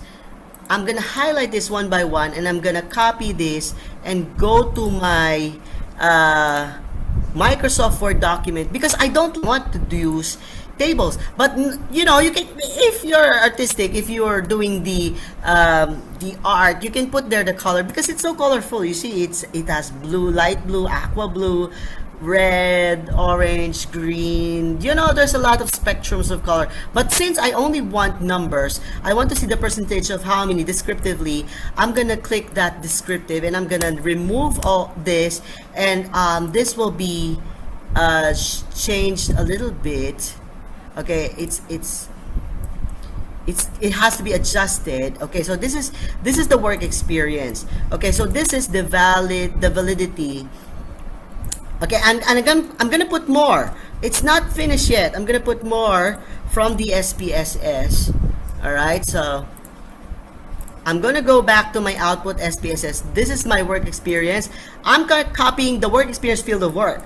I'm gonna copy this, and I'm gonna go back to my Microsoft Word document. This is my demography too, and I'm gonna paste it here. So I have two demographies, and I don't need this valid percent and cumulative percent. All I have to do is show me the percent and frequencies. Okay, I'm gonna put this here. All right, and I'm gonna cut this and put this here in the valid box. Okay, I'm gonna cut this. I'm gonna put this here on the valid box. So these are my two demographies, and I'm gonna combine this together as one. All right, adjust this.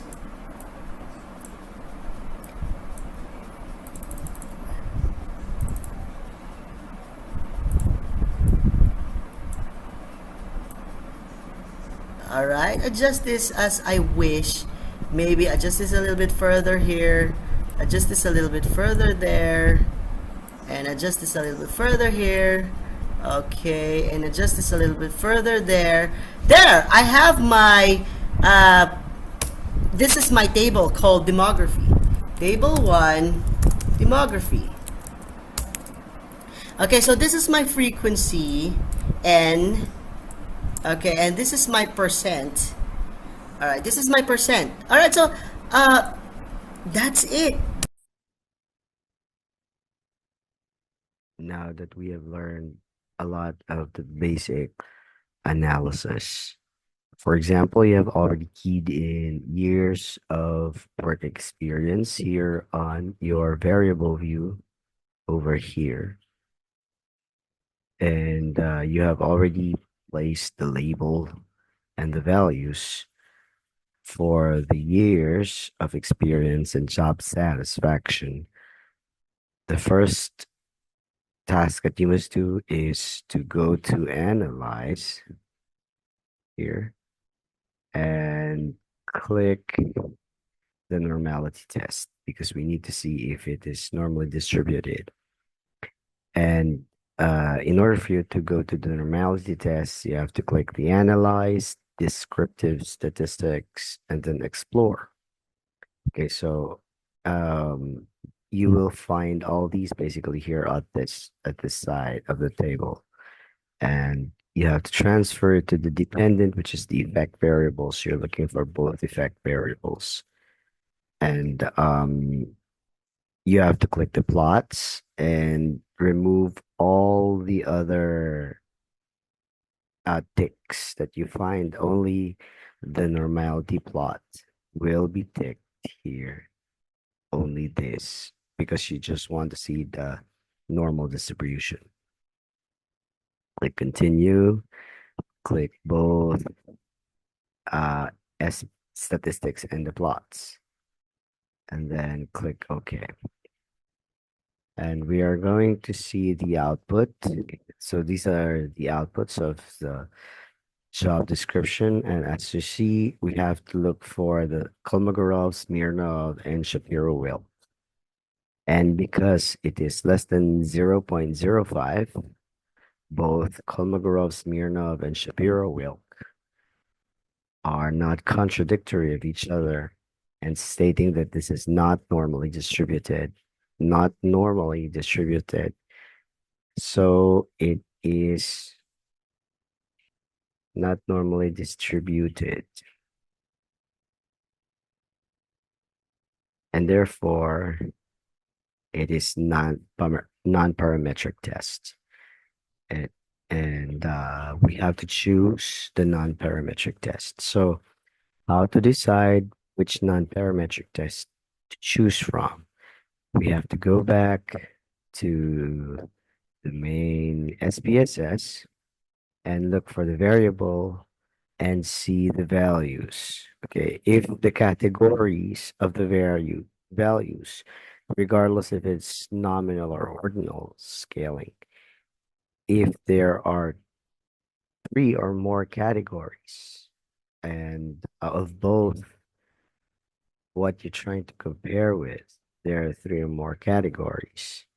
You must use the Kruskal-Wallis test. So Man-Whitney test is for categories that are two, but we have more than three categories here for both the years of experience and job satisfaction, and therefore we need to use the Kruskal-Wallis test. So let's try to test it using the Kruskal-Wallis test. And we have to go to the non-parametric test on the analyze, and then go to the legacy dialogues. It's better if we choose the output. Let's try to go to the output. This is the output, right? So that it marks where we have done the latest. Go to the legacy dialogues and then go to the K independent samples for the Kruskal-Wallis test. All right. Uh, you're testing the variable. You can alternate the variables. If you're testing the years of experience variable, that is your most preferred, then your grouping variable will be the satisfaction. All you have to do is define the range, whether it's minimum one or maximum two. You can either do both. And then you have to take the Kruskal-Wallis test to get the mean and the standard deviation. And then click OK. So you got the mean and the standard deviation here. It's so obvious. And the quartiles are found here, which is not really important for you to take to note with. So the years, you can now make an inference or a diagnosis that the years of experience had 1.98 plus minus 0.7. Sorry, it's not 7, it's 0.7.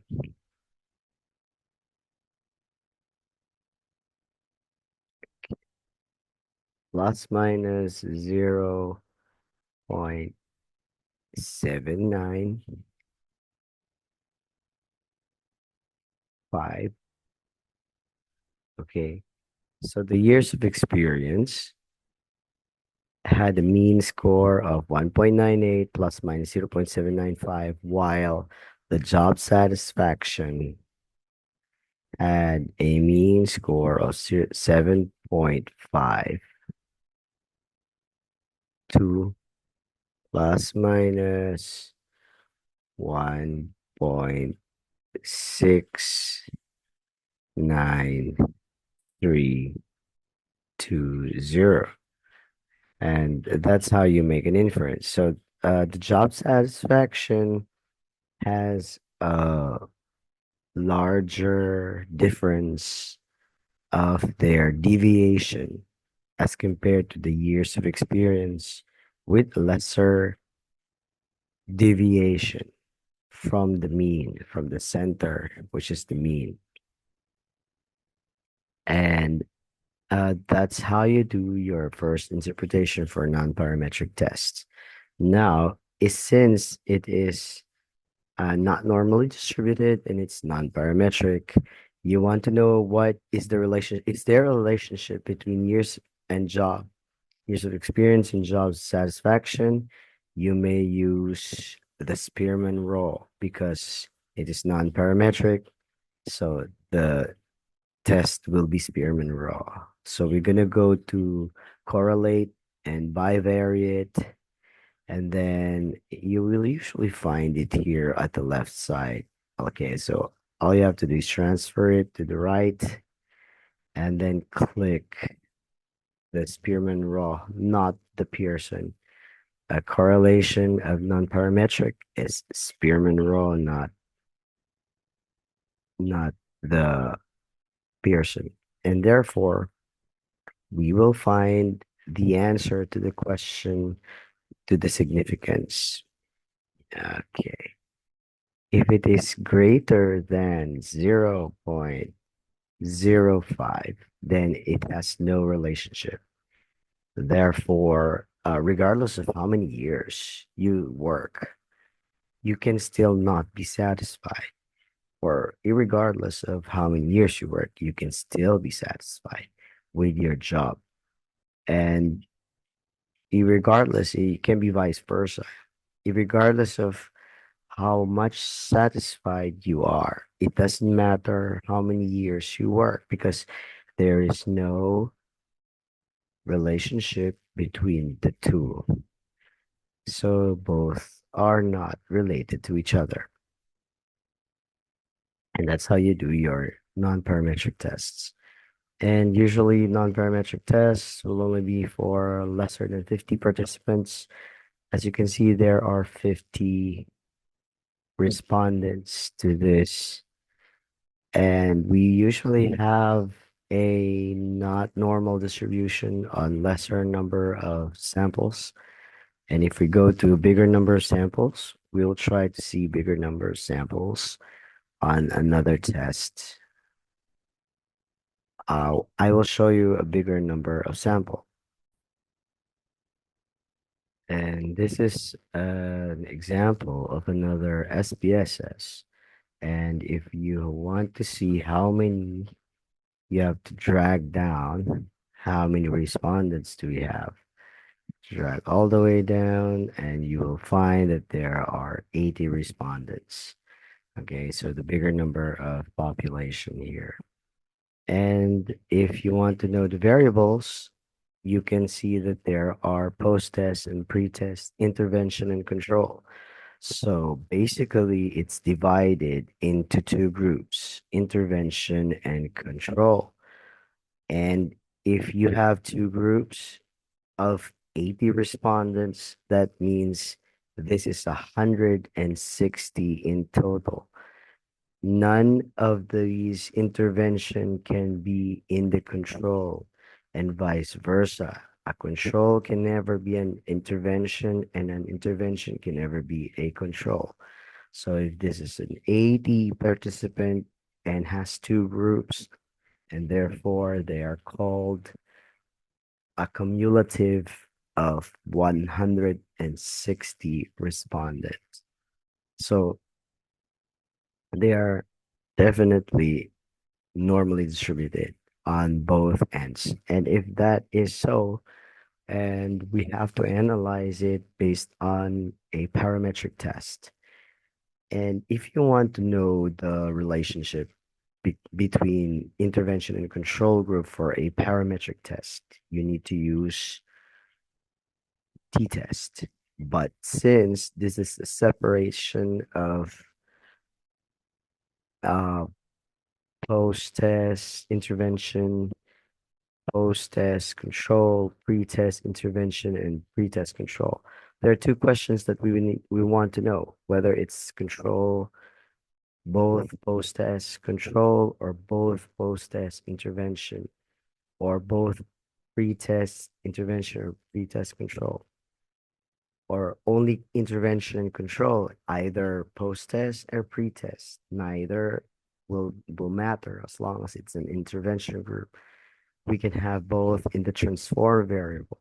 So all we need to go to is transform them from here.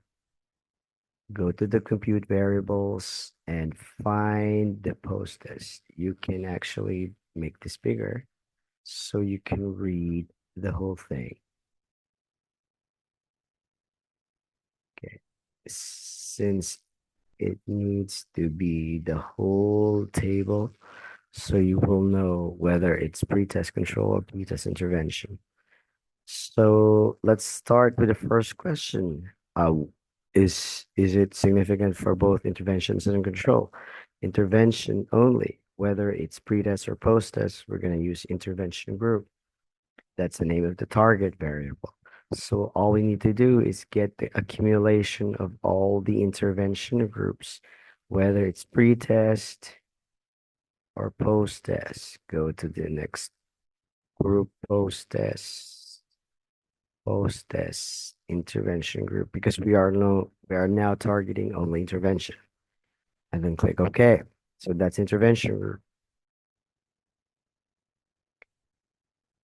Okay, let's go back to the SPSS. We're not done with the question.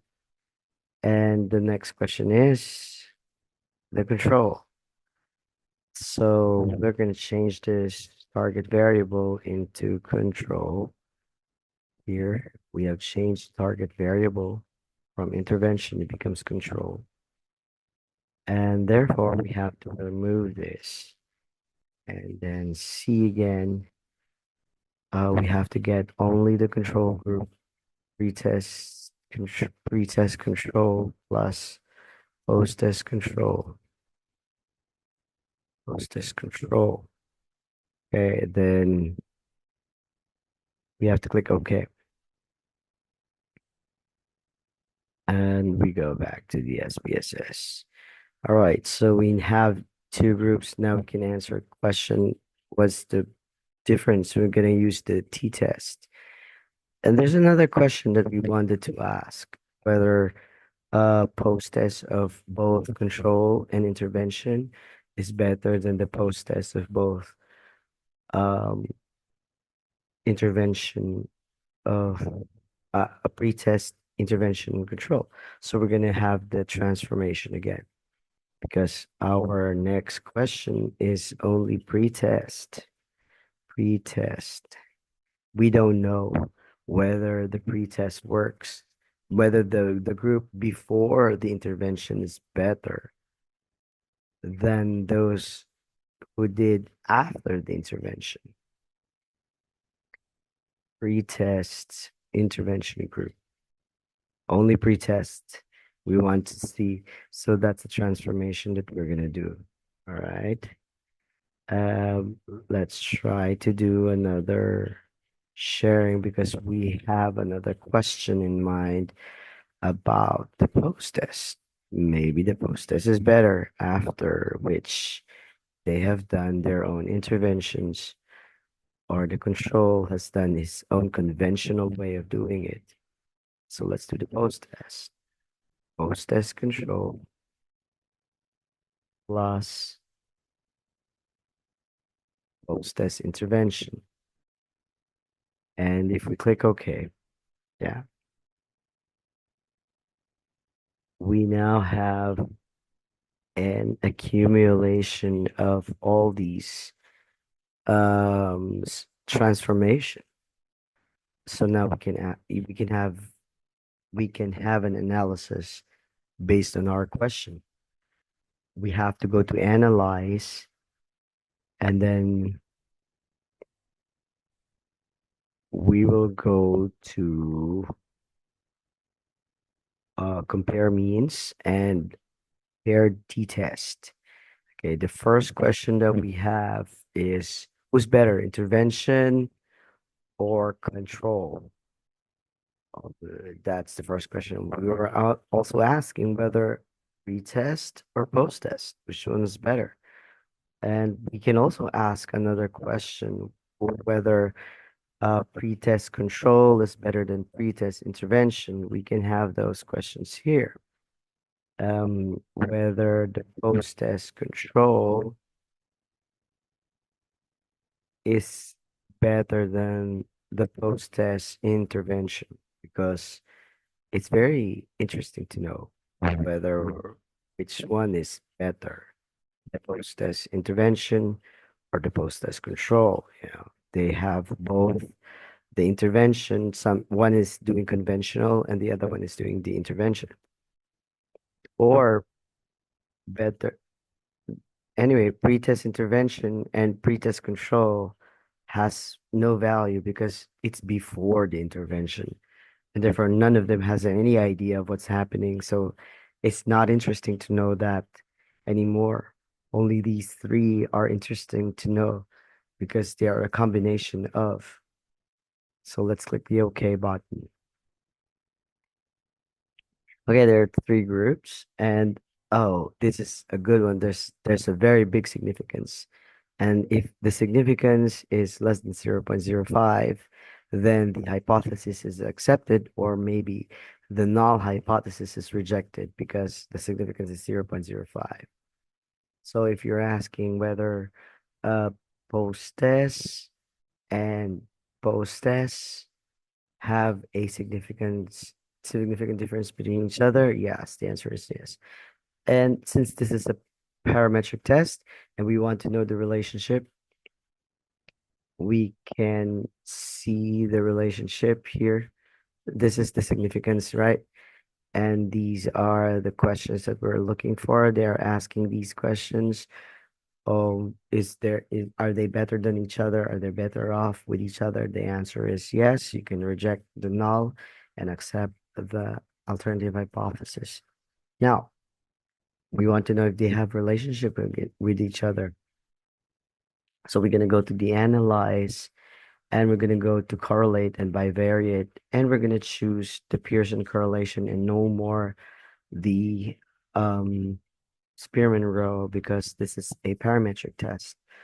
We can now look for the intervention, whether it's related to the control group, right? Do they have a relationship or not?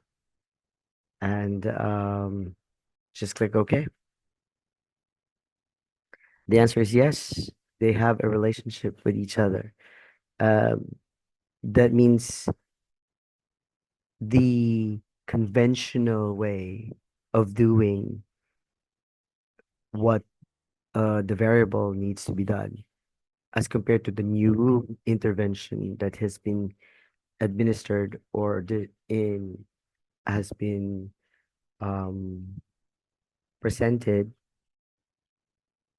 is correlated with each other. They have a relationship with each other.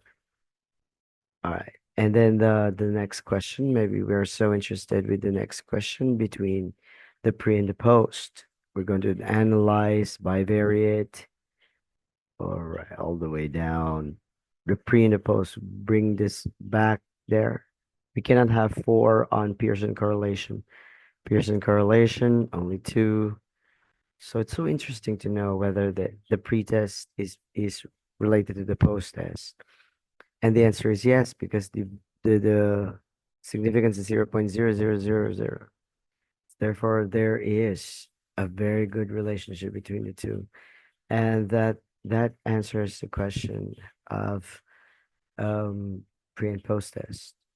So one of the factors that you need to remember is when you go to the variable view, and if you're looking for a non-parametric test, you have to see the categories or the labelings of these. If it's too categorical and the category is yes or no, you can use the Mann-Whitney test, not the Kruskal-Wallis test.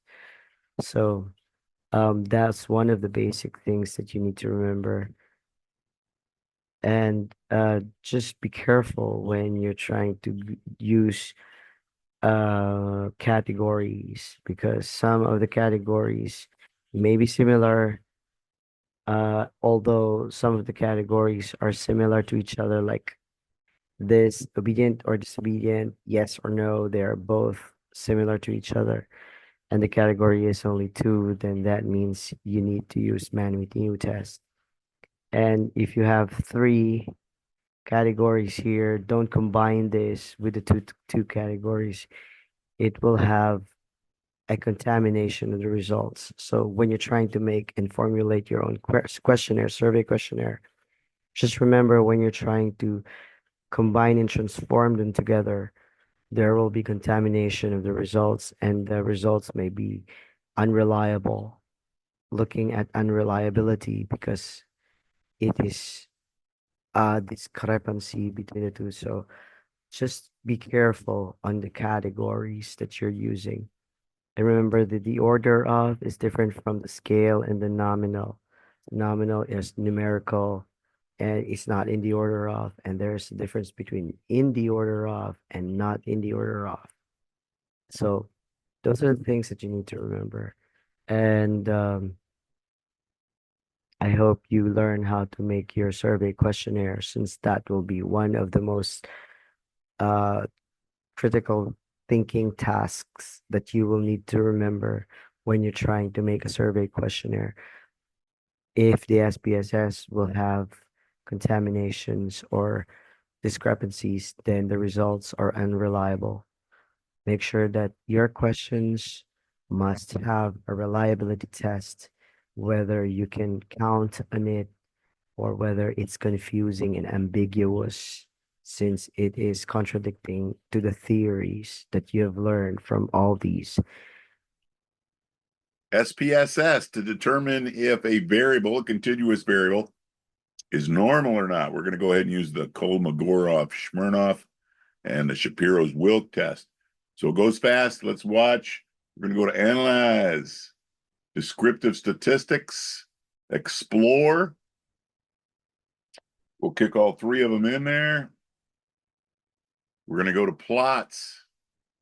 Don't use stem and leaf. I normally do the histogram, even though it can be misleading, but here's the main one: normality plots with tests. Okay, that's going to bring up the Kolmogorov and the Shapiro-Wilk. Click, click, click. And there's our first box. There's the descriptives. And here's the Kolmogorov-Smirnov. These first columns, right? 1, 2, 3. These are the KS tests, Kolmogorov-Smirnov test. And then the next three, 1, 2, 3, the Shapiro-Wilk. Normally they agree, okay? Normally they agree. They don't always agree. So researchers tend to say if you got a big sample size, and they're not real specific on how big, but normally 2,000 or above, the Kolmogorov-Smirnov is more accurate.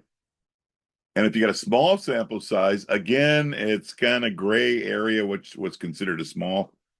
The Shapiro-Wilk is a more accurate. So Shapiro-Wilk normally, I found one book that said, 20 or less for the Shapiro-Wilk. Anything over 20, you should use the Kolmogorov-Smirnov. But again, like I said, they usually agree.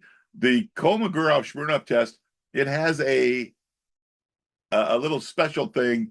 Some of these things you'll have a little asterisk, and the significance will be 200.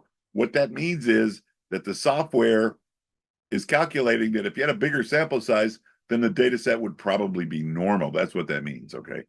But these are all less than 0.05, which means that anxiety variable violated the assumption of normality, as did depression and stress. In other words, none of these are normal.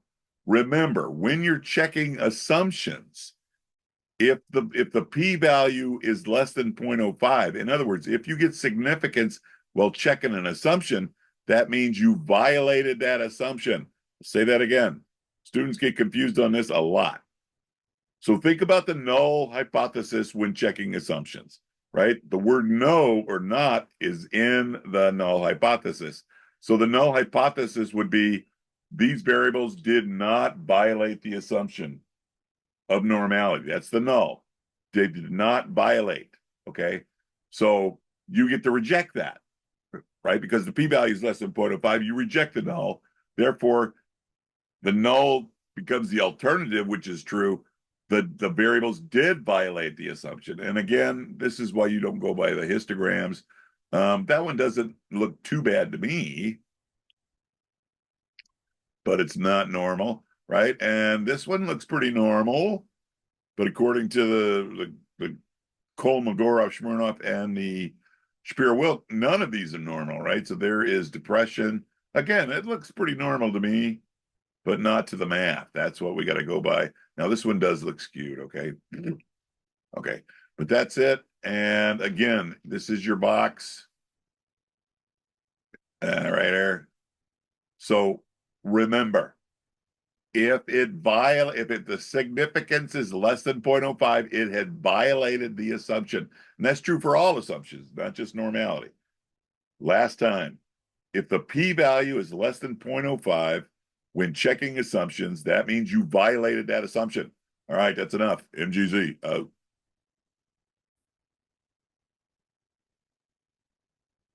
Is through Levine's test.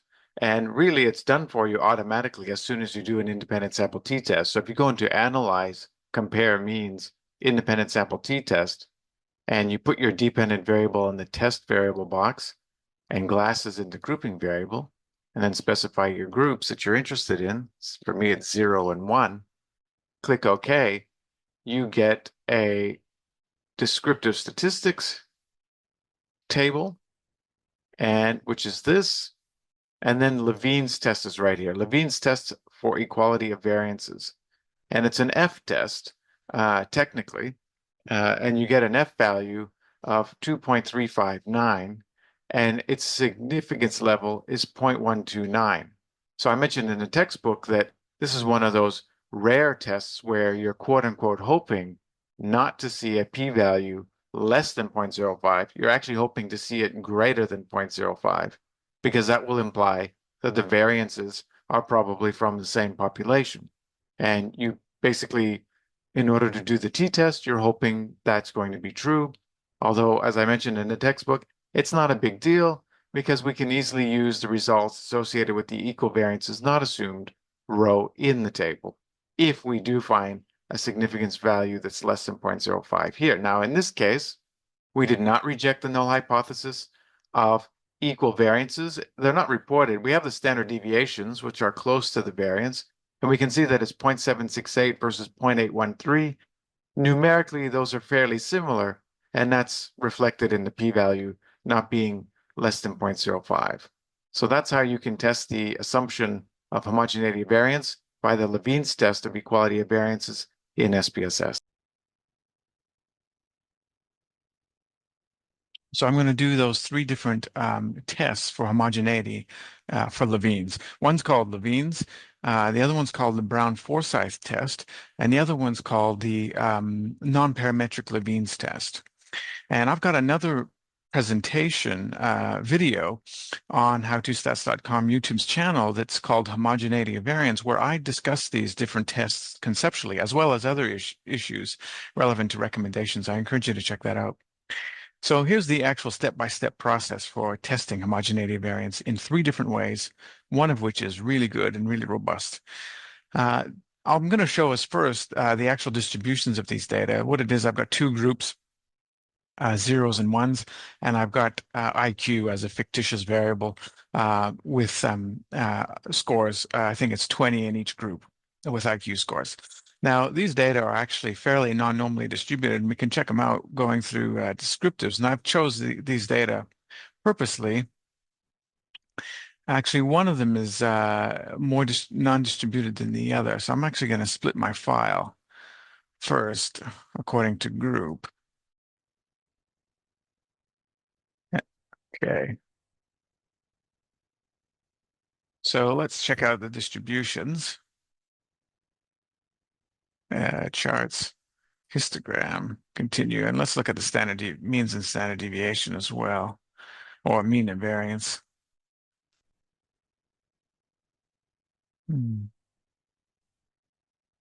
All right, so here's the just the basic descriptives that I'm looking at. And what we've got here are variance for group 0 is 216. And that's a fairly non-normally distributed distribution that I've seen. So there's a positive tail. It's not really, really skewed, but it's probably about a 2.5 or something like that. I can actually check in a minute. And here's the other distribution of data, which is not perfectly normally distributed either, but not quite as skewed as the other one. Its variance is 383. So the variance in this first group number 1 is larger than in group number 0, which is 216. So we want to test these for variance homogeneity. And what most people do is that they'll go into compare means, they'll go into one way. You could do this in a t-test as well.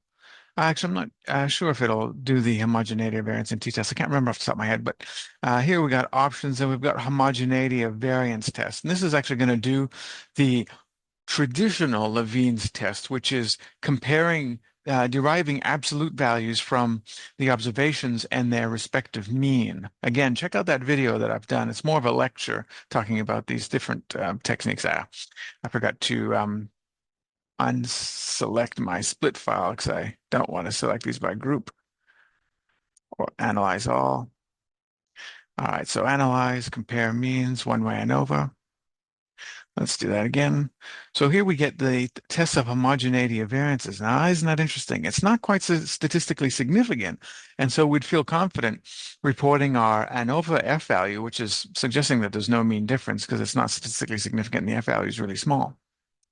Now, are these variances different or not? I mean, that's still the question that we want to answer. And based on the traditional test of homogeneity of variances with Levene's statistic, 3.906, it's saying that the variances are not statistically different from each other, although it's nearly so, but it's not quite. Now, that's how you do the traditional Levene's F test. Since Levene's published his paper first demonstrating it, there's been a couple of more slight modifications to the test. One of which is to use medians instead of means upon which to calculate the absolute differences. Now, I'm going to show you very quickly how I can actually replicate this Levene's test based on the means quite easily. And then I'll show us how to do it on the medians. And then I'll show us how to do it. I'll show you how to do it on the ranks, which is the non-parametric, what's called the non-parametric Levene's test.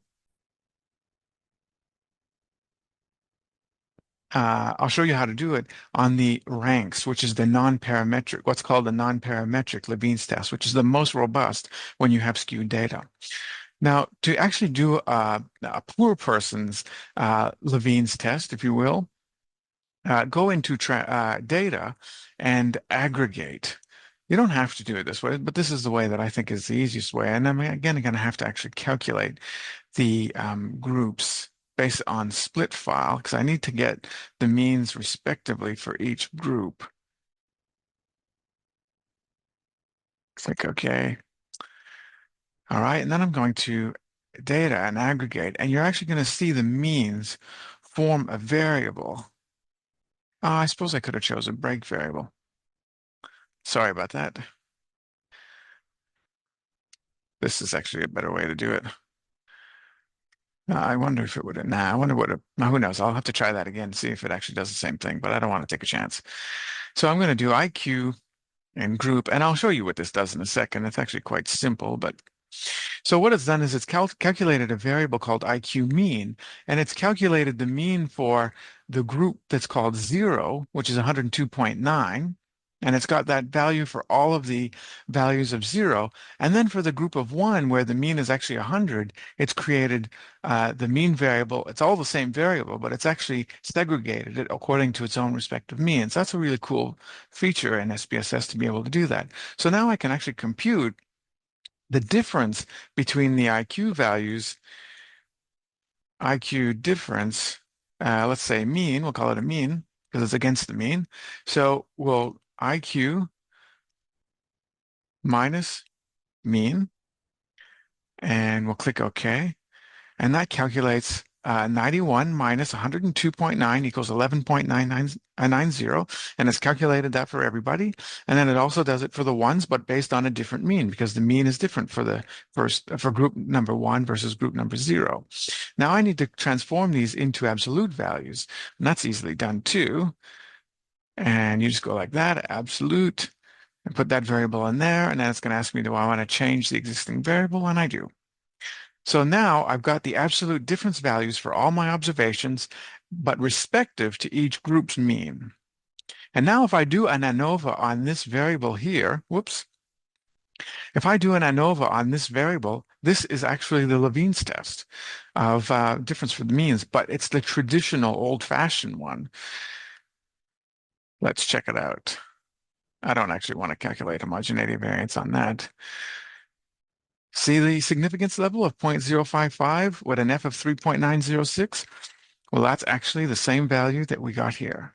So that's what the Levene's test is, homogeneity variance. It's the difference, the mean, it calculates the mean difference between the absolute differences between each observation and its corresponding mean. Now, the problem with the means-Levene's test is that it's sensitive to variations in the distribution. So if your data are non-normally distributed, it tends not to be powerful enough. So in this case, where it's almost statistically significant, I'd be thinking, oh, well, and the data are non-normally distributed, maybe the Brown-Forsyth Levene's test will be better, which is actually using the median instead of the mean for the point of comparison upon which to calculate the absolute differences. Well, that's easily done too, because we just have to calculate that same aggregate variable. But in this case, I want to change the function from mean to median. And click OK. And that creates a new variable called IQ median. And now I can calculate a new difference score based on the median. Okay, so IQ minus IQ median. Click OK. So here it comes out. And now I want to calculate the absolute value for those differences. I could probably do this all in one command, but I'm just doing it in an easier way so everyone can see what's going on. So here are the differences. And now I just have to perform a ANOVA on these same values, which are very similar to the IQ mean value. So it's 11.906. Actually, that's a fairly big difference. So I'm going to expect some a difference in the Levene's test based on the median, which people call the Brown-Forsyth test, unfortunately. I say unfortunately because there's another test called Brown-Forsyth, which is actually different to this homogeneity of variance test. And here we got, okay, so it actually didn't work out. It's not quite as powerful in this case. So it didn't come out to be statistically significant. So now we'd be feeling, okay, well, maybe it's actually robust to this level of deviation in non-normal distributions. But there's still one more type of Levene's test, which I talked about in the lecture or the conceptual discussion about homogeneity of variance, which is called the non-parametric Levene's test, which is actually based on ranking all the data first, get a rank on the pooled data. So rank these scores from the pooled data, and then calculate the mean difference between those ranks and the mean rank, and then calculate an ANOVA on that. So let's try that. So I need to transform my data into ranks is the first step for this non-parametric Levene. So IQ is going to be converted, well, a new variable is going to be created, and they're going to be ranks. So these are the ranks for the pooled data. I haven't split the data. These are the pooled whole sample size data. All right. And then I calculate the mean for those scores, or respective means, just like I did for the other Levine's test, or the first one. So data, aggregate, and mean, but I don't want actually that variable. I want this rank IQ variable. I'm going to click function, and I want the mean. Yep. And now I'm going to click OK. So now it's calculated a rank IQ score, which I did first, and now it's calculated a rank IQ score for mean for each respective group. Group 1, which came out to 21.8, and group 0, rather, 21.08, and group 1, which is 19.93. Now I just have to do an ANOVA on this new variable. Descriptive or compare means, one-way ANOVA, throw that out, and now I need to do this on the rank mean, RQ mean scores. Actually, I haven't calculated the difference yet. I need to calculate the difference between these. Sorry. Transform, compute, IQ difference, rank. So the rank score minus the mean of the rank scores. And now I need to get the absolute value for that. Transform, compute.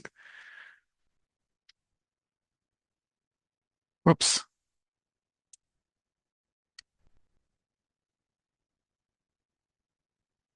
Okay. Now I actually calculate the difference between the mean differences between these two using an ANOVA, which is a Levine, it's called a non-parametric Levine's test. And it's the most robust and the most powerful when you're analyzing non-normally distributed data, and where your sample size might be unequal as well. So click on OK. And in this case, we do get a statistically significant effect. This is telling me that the variances between group 0 and group 1 are actually statistically significantly different from each other when analyzed via the non-parametric Levine test. And this Levine test, as I discuss in the homogeneity of variance, and I give references in the homogeneity of variance, it's a study by Nordsky and Zumbo that in a couple of papers have shown the utility of this non-parametric Levine's test. And it's easy to calculate, and it's very powerful, and it's less likely to actually commit type 1 and type 2 errors. So it's a great test all around. The only exception is when the data are when your data really are normally distributed, then you're better off using the traditional Levine's test. First, recall that we interpret the results of our Levine's test. And as a reminder, the decision rule is as follows. If p is less than or equal to 0.05, the variances are significantly different, and we want to interpret the bottom row of results for t. Whereas if p is greater than 0.05, the variances are not significantly different, and we want to interpret the top row of results for t. Looking at these two conditions here, which does ours fall into? We have a p of 0.873. And that falls into the second condition here. So therefore, the variances are not significantly different, and we'll go ahead and interpret the top row of results for t. So we're going to look at these values here in the top row for t. Hello, I'm David Spade, and I would like to welcome you to Statistics 1, Linear Regression and Probability. We're going to begin this course with an introduction to statistics, basically just definitions of terms that are commonly used in statistics. So first of all, what is statistics? Well, statistics is simply stated the science of collecting data and analyzing variation in that data. And when we talk about data, what we mean is information pertaining to a group of individuals. Individuals can be human, plants, inanimate objects, websites, all kinds of different things. We have several different types of data. Data can be numerical, which means they have a numerical quantity as their measure. Data can be categorical, which means that the measurement on the individual represents what category that individual falls into. But regardless of the type of data, it needs to be presented in some sort of context. In statistics, we're typically interested in answering 5 questions, the 5 W's, who, what, when, where, and why. We're going to focus on the who and what. The who are the individuals on whom the data are collected. So individuals who respond to a survey are called respondents. People on whom experiments are conducted are known as subjects. And animals, plants, websites, inanimate objects, any other thing on which data are collected are known as experimental units. These are all whos. These all answer the question of who. The what simply refers to what is it that we're measuring. The what corresponds to the characteristics that we record about each individual, and these characteristics that we record are known as variables. Often, the individuals and the corresponding variables are a sample from a larger population. We're most concerned with finding answers to the who and what questions, so that's what we're going to focus on. So let's look at populations and samples. We mentioned them briefly during the what section. A group of individuals about which we want to make a general statement is known as a population. But in order to do that, it's typically impractical to look at the whole population, so we take a small group.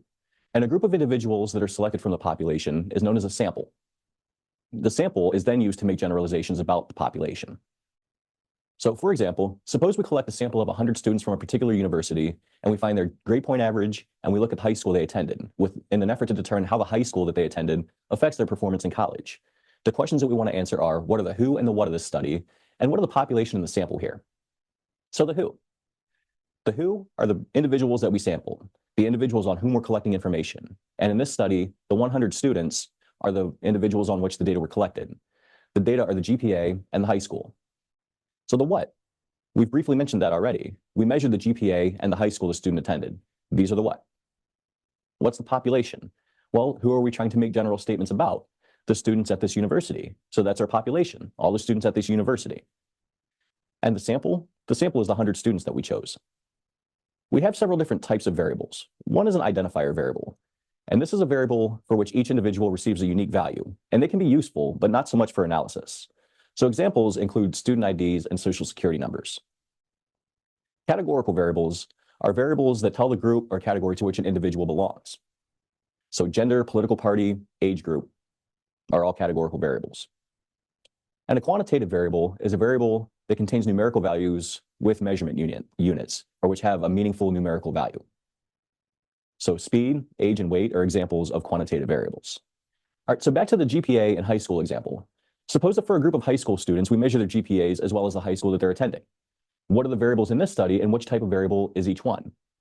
Well, the variables, high school and GPA, those are the things that we're measuring. Grade point average. This is a quantitative variable because the value of the GPA has a meaningful numerical quantity. The high school is a categorical variable. It classifies the student based on which high school they attended. So this is a categorical variable because it's putting students into categories. Now, how do we summarize categorical data? Well, let's look at how we do it graphically and tabularly. We can do it by way of a frequency table, which is simply a listing of each category and how many times it occurs in the sample. The bar chart shows counts for each category next to each other, and the count is represented by the height of the bar. The bar chart can also be used to represent the relative frequency of each category. The relative frequency is the percentage of the time that that category occurs in the sample.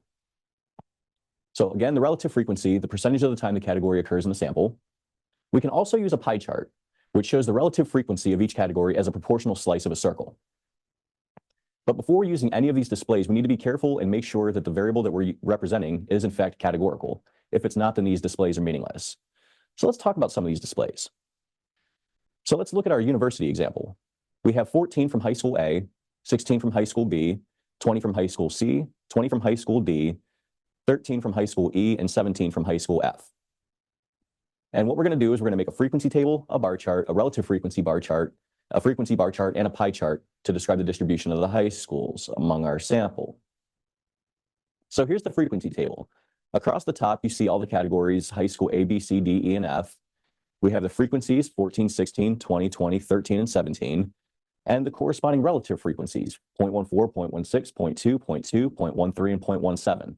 So what we see is we basically made a frequency table and a relative frequency table at the same time. Now what about the bar chart? Here's the frequency bar chart with high school 1, 2, 3, 4, 5, and 6 as the labels, 1 corresponding to A, 2 corresponding to B, 6 corresponding to F. And note that the height of each bar corresponds to the number of times that each high school appears in the sample. So the height of the first bar goes up to 14 because that's how many students came from high school A. The height of the second bar goes up to 16 because that's how many students came from high school B, and so on. We can also look at the relative frequency bar chart, which looks exactly the same as the frequency bar chart, except for if you look at the y-axis, now the relative frequencies are going down the side as opposed to the actual frequencies. Here's the pie chart of the high schools in our sample. And what we see is that each high school corresponds to a different color, and the size of the slice corresponding to each high school is representative of the relative frequency of that high school in our sample. So those are some examples of how we can summarize categorical data graphically. But there are some things that can make a chart bad. The biggest problem that we have in categorical data displays is violation of what's known as the area principle. And what the area principle says is that the area occupied by a part of the graph should correspond to the magnitude of the value it represents. So let's look at some examples of bad graphs. If we have bar charts with mismatched bar widths, then this is bad because it violates the area principle. Say high school A and high school B in our example had the same number in them. Say they each had 14 students. If the bar for high school A is wider than the bar for high school B, it's going to appear that high school A makes up more of the sample than high school B because the areas of the bars aren't the same. We don't want that. We want all of our bars to have the same width. Three-dimensional pie charts are inherently bad because when you make a pie chart, you usually divide things up by the area of the circle. But once you get into 3 dimensions, you have to worry about volume, and people don't typically account for the volume. So don't use 3-dimensional pie charts as a way to represent categorical data. Picture graphs. These are often the worst offenders of the area principle because the size of the picture, the area of the picture, is not often representative of the relative frequency of the category's appearance in the sample. So we want to stay away from those as well. We have these variables that are kind of hybrids of quantitative and categorical variables. One really common example is Likert scale data. So as an example, the question might be, how often do you exercise? And the possible responses might be 1 for never, 2 for seldom, 3 for sometimes, 4 for often, and 5 for every day. The responses do constitute categories, but the numbers have a particular order to them. And it turns out that the order of the numbers does correspond to the order of the amount of exercise. So they do have a numerical meaning. So these responses, while categorical, do also have some properties of quantitative variables. And it's important to be aware of these types of things when we look at what type of data we're analyzing. All right, so in summarizing data, there are several mistakes that we can make. And I'm going to give you a few of the common ones right here. We need to think about what question we want to answer when we decide whether to label a variable as a categorical or a quantitative variable. We need to always be skeptical. We want to be careful to think about how the data were collected. And as we move on in the course, we'll learn more about what makes a good sample and what makes a bad sample. Investigators will sometimes contrive data in such a way that it produces a desirable result. While unethical, it sometimes happens, and we need to be careful and look out for that. We need to be careful to recognize that even though a variable's values might be numbers, that doesn't necessarily mean it's a quantitative variable, because that doesn't mean that the numbers have any real meaning to them. They might just be codings. Categorical variables are often coded with numbers, but they don't necessarily have a meaning. So for example, let's say we code males as 1, females as 2. These categories would mean the same thing if they were coded 1 for female and 2 for male. So gender is a categorical variable. So we've listed the things that can go wrong. These are the things that we need to avoid when we're summarizing categorical data. We've talked about some basic terms in statistics, things that are commonly talked about, and we've talked about how to display and summarize categorical data. All around the world, we use statistics to measure and analyze variability. People have different heights, weights, hair color, food preferences, and so on. These things are all variable because they change among different individuals. There are 2 kinds of statistics. There's inferential statistics and there's descriptive statistics. Inferential statistics deals with taking a sample and analyzing that sample to make judgments or claims about a population. Descriptive statistics refers to getting data and talking about it. So when you hear a professor say something like the average midterm score was 65%, they are using descriptive statistics. We often use things like histograms and graphs to help us summarize and explain descriptive statistics. The first part of the course deals with descriptive statistics, and the second part of the course deals with inferential statistics. In order to understand statistics, you'll first have to know some basic definitions. A population refers to the total amount of things. I say things because a population can refer to almost anything. This can refer to the total amount of people, cats, vehicles, houses, and so on. Now, a sample refers to a small part of the population that is used for study, and the total amount of things in a sample is called the sample size. In statistics, what we examine is a variable. It is what we are studying, and it can be measurable, countable, and categorized. When we talked about how people can have different heights, weights, and hair color, these are all variables. Variables represent a characteristic of what we are trying to study. and they can vary among different individuals. When we measure a variable, our data can come into two different forms. There is categorical data and there is quantitative data. Quantitative data refers to data that is measured in numbers. It deals with numbers that make sense to perform arithmetic calculations with, like calculating an average. Quantitative data comes from quantitative variables. Examples include height, weight, and midterm score. On the other hand, categorical data refers to values that place things into different groups or categories. Categorical data comes from categorical variables. Examples include hair color, type of cat, and letter grade. There are actually two types of categorical variables. There is categorical and ordinal, and categorical and nominal. Something is said to be categorical and ordinal if there is a logical ordering to the values of a categorical variable. A good example of this would be letter grade. We can logically order the values of this categorical variable from high to low, or from low to high. Now, something is said to be categorical and nominal if there is no logical ordering to the values of a categorical variable. An example of this would be hair color. Depending on our sample, we could have people with red hair, blonde hair, brown hair, or even blue hair. Although we can arrange these values in alphabetical order, there is no logical ordering with respect to the actual values itself. There are also two types of quantitative variables. There is discrete and continuous. Discrete variables refer to variables that can only be measured in certain numbers. An example of this is the number of pets you own. You can own 0 pets, 1 pet, 2 pets, or even 30 pets, but it's impossible for us to own 2.7 pets. In contrast, continuous variables refer to variables that can take on any numerical value. An example of this would be weight. Someone can weigh 105 pounds, 185 pounds, or even 170.683 pounds. We can measure this variable in as many decimal places as we want, which is why it is classified as a continuous variable. So to recap, a population refers to the total number of things. A sample refers to a small part of the population that we examine and extract information from. The total number of things in a sample is called a sample size. What we measure from each individual is the variable of interest. The way we measure these variables lets us know if the variable is quantitative or categorical. For example, if our variable of interest was midterm scores for statistics, we would have quantitative data if we measure each individual's test score. If instead we decide to place people into categories based on letter grade, then we would be working with categorical data.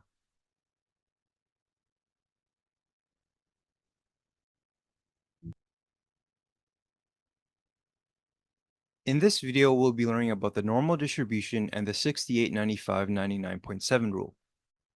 When we talk about normal distributions, we refer to data we get from a population or sample. So before we actually talk about the normal distribution, we need to first distinguish the difference between a parameter and a statistic. A parameter is a number that describes the data from a population, whereas a statistic is a number that describes the data from a sample. Examples of parameters and statistics are the mean and standard deviation. But because of the definitions we just talked about, we have to be very careful with what symbols we use to represent these numbers. When we are dealing with a sample, we use the symbol x bar to represent the sample mean, and we use the letter s to represent the sample standard deviation. These are statistics. When we are dealing with a population, we use the Greek letter mu to represent the population mean, and we use the Greek letter sigma to represent the population standard deviation. These are parameters. The population parameters mu and sigma are very important when we talk about normally distributed populations. So what is a normal distribution anyways? A normal distribution is a special type of density curve that is bell-shaped. For this reason, the normal distribution is sometimes called the bell curve or the normal curve. The normal distribution describes the tendency for data to cluster around a central value. In fact, this central value is the population mean mu, which is always located in the middle of the curve.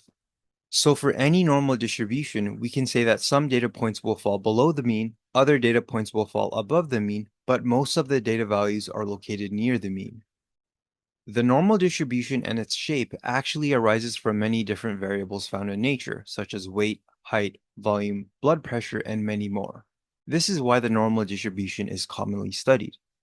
For example, exam scores are known to follow a normal distribution. Some people do great on exams, some people do poorly on exams, but a large majority of people score near the average or the mean. In this example, the average exam score is 50 because it is located in the middle of the curve. Now that you know what a normal distribution looks like, we need to talk about the population mean mu and the population standard deviation sigma. Both of these tell us important information about how the normal distribution looks. We'll talk about the population mean mu first. The population mean mu characterizes the position of the normal distribution. If you increase the mean, the curve will follow and move towards the right. And if you decrease the mean, the curve will still follow and move towards the left. This happens because the data will always cluster around the mean in normally distributed populations. As a result, the value of the mean determines the position of the normal distribution.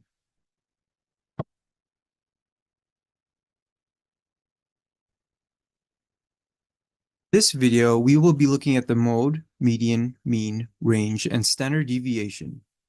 In the last video, you saw how we can display a data set using things like histograms, stem plots, and pie charts. We use these diagrams to help us visually display a data set. However, there is another way we can describe a distribution, and that way is by using numbers. The mode, median, mean, range, and standard deviation give us numerical information about the distribution of a data set. Specifically, the mode, median, and mean are measures of center or central tendency, and the range and standard deviation are measures of spread. We will look at how we can determine the measures of center first. So suppose I took a random sample of 9 people and measured their heights. Now the mode of a data set refers to the data value that is most frequently observed. Notice how the number 154 appears 3 times in this data set. This means that the mode of this data set is equal to 154. Now the median refers to the data value that is positioned in the middle of an ordered data set. Students often forget that to find the median, your data must be first put into order. We usually order the data set from smallest to largest. We can clearly see that the number 154 is in the middle of the data set because there are 4 data points above it and there are 4 data points below it. So the median of this data set is equal to 154.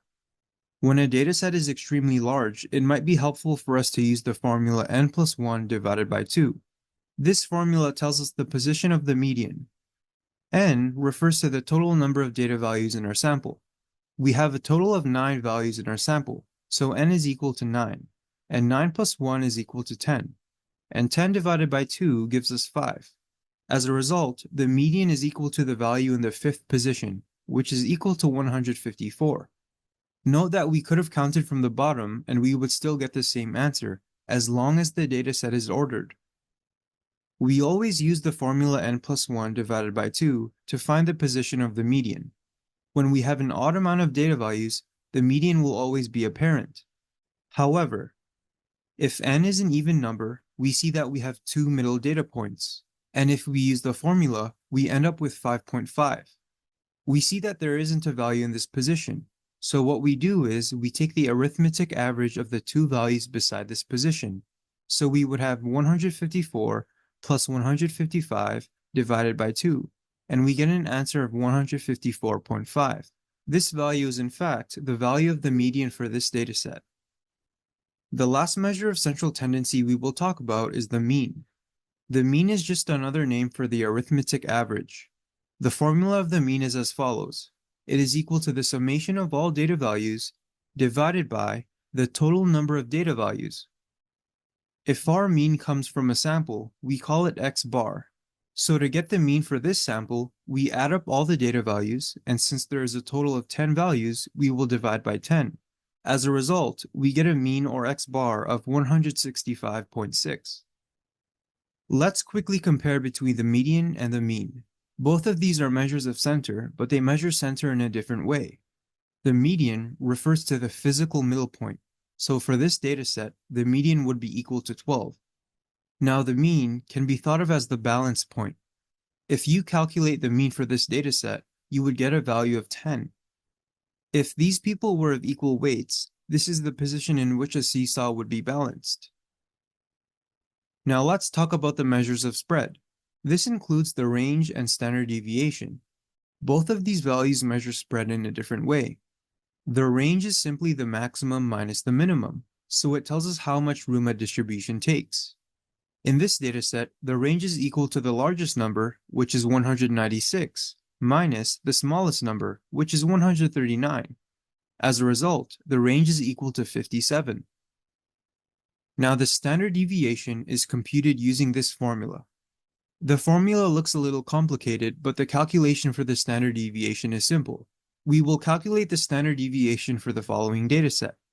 I will create a table to help me with my calculations, and this table corresponds to the numerator of the formula. Notice how x bar is contained within the formula, so we should calculate this first. You should find that the mean is equal to 15.4. The formula says we need to subtract each value from x bar, so we do this on the table. 10 minus 15.4 is negative 5.4. 12 minus 15.4 is negative 3.4. 16 minus 15.4 is 0.6, and so on. The next step is to square what we have just calculated. Negative 5.4 squared is 29.16. Negative 3.4 squared is 11.56, and so on. The next step is to find the sum of what we have just calculated. You should find that this is equal to 75.2. Remember that we used this table to calculate the numerator of the formula, so we can now replace it with 75.2. From here, the formula should be pretty straightforward. N refers to the total number of data values, and there are 5 data values in this dataset, so N is equal to 5. We can simplify this, and we end up with a standard deviation that is equal to 4.336. Now, what does the standard deviation even tell us? The standard deviation tells us how close the values in a dataset are to the mean. For example, a small standard deviation indicates a small amount of variability for a given dataset. In other words, there will be a lot of values that are closer to the mean, which makes the distribution less spread out. In contrast, a high standard deviation indicates a high amount of variability for a given dataset. In other words, there will be a lot more values that are farther from the mean, which makes the distribution more spread out. The last thing we will talk about is variance. Variance is closely related to the standard deviation. The only difference between these two formulas is that the standard deviation involves taking the square root of the calculations, and for the variance, we don't take the square root. Also, notice how for the standard deviation, we denote it as s, and for the variance, we denote it as s squared. Both of these can be referred to as the sample variance and the sample standard deviation.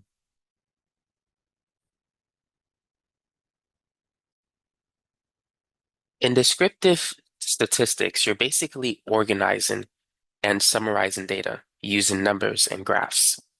For instance, you could summarize your data using a bar graph, which looks like this. Many of you have seen this in middle school or high school. You could even organize your data into a histogram. A histogram looks like a bar graph, but the bars are basically attached to each other. So that's the difference between a histogram and a bar graph. You can also organize your data into a pie chart. And this is very useful if you want to break it down into categories based on percentages. Now, there's other graphs too. You can organize it using a line graph. You can also use tables to organize your data. You could use a frequency table, a frequency distribution table, and there's a lot of different ways of organizing it. And so that falls under descriptive statistics. You can also describe the shape of the graph. For instance, is the data symmetrical? Or is it skewed to the right? Or is the data skewed to the left? So that all falls under descriptive statistics. Now, we can also describe our data using numbers. So for instance, under measures of central tendency, we have things like the mean, the median, and the mode. Now, there's two types of means that you want to be familiar with. The first one is the sample mean, which is basically a sum of your sample data divided by the number of data items in your sample. The second is the population mean, which is also the sum divided by the number of data items in the population. And the mean is basically the average. The median is the middle number of a data set, and the mode is basically the number that occurs most frequently. So that's another way you could describe your data using those types of numbers. You can also describe it in terms of range, variance, and standard deviation. Now let's move on to inferential statistics. So in this branch of statistics, that's when we take our sample data and we use it to make an inference or even draw a conclusion of the population. We can even use probability to determine how confident we can be that the conclusions that we make are correct. So let's use an example to illustrate this. Let's say in city XYZ, the population is 100,000. Now, and let's say we wish to make a test. How many people in this city like blue cars? How can we find the answer to this question? Now, it would be unreasonable for us to ask every citizen in this city if they like or if they prefer to purchase a blue car, because that means you have to ask 100,000 people, and that's just not practical. So instead, what we could do is take a small sample of the population, let's say 100 individuals, and ask them, hey, do you prefer to drive a blue car or do you prefer to drive a red car? And see who say yes. Now, let's say if 20 out of the 100 people in our sample says yes. So that means that 20% of people prefer blue cars. This is based on our sample. That's our sample data. So that would fall under the realm of, would you say descriptive or inferential statistics? Which one? Now, this is basically a fact. We're presenting data. So 20 people out of 100 say they like blue cars. So that would be descriptive. Now, we can use that information to draw a conclusion about the population. We can say that 20% of the entire population may be within a 2% margin of error, like blue cars. In this case, because we're making an inference or we're drawing a conclusion, that will fall under inferential statistics. Now, there's something known as confidence intervals, which also falls under inferential statistics. So we could say that we are 95% certain or 95% confident that 20% of the individuals living in city XYZ prefer to drive blue cars within a 2% margin of error. Now, we can increase our confidence and get a better picture of the population data and how they like blue cars if we increase our sample size. So let's say we increase it to 1,000 instead of 100. So if we ask 1,000 people, do they like blue cars? And let's say the data is now different. Let's say 21% says yes to it within a 1% margin of error. So this value is going to be a better reflection of the population in response to their preference for blue cars because our sample size is bigger. So now we could say that 21% of the population prefer blue cars within a 1% margin of error. So by increasing the sample size, you can make a better prediction of the population and their preference for blue cars. And so that's a basic intro between descriptive statistics and inferential statistics.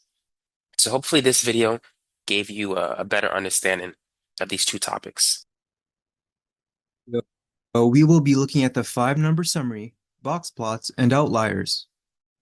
The 5-number summary gives us a way to describe a distribution using only 5 numbers. These 5 numbers include the minimum, first quartile, median, third quartile, and the maximum.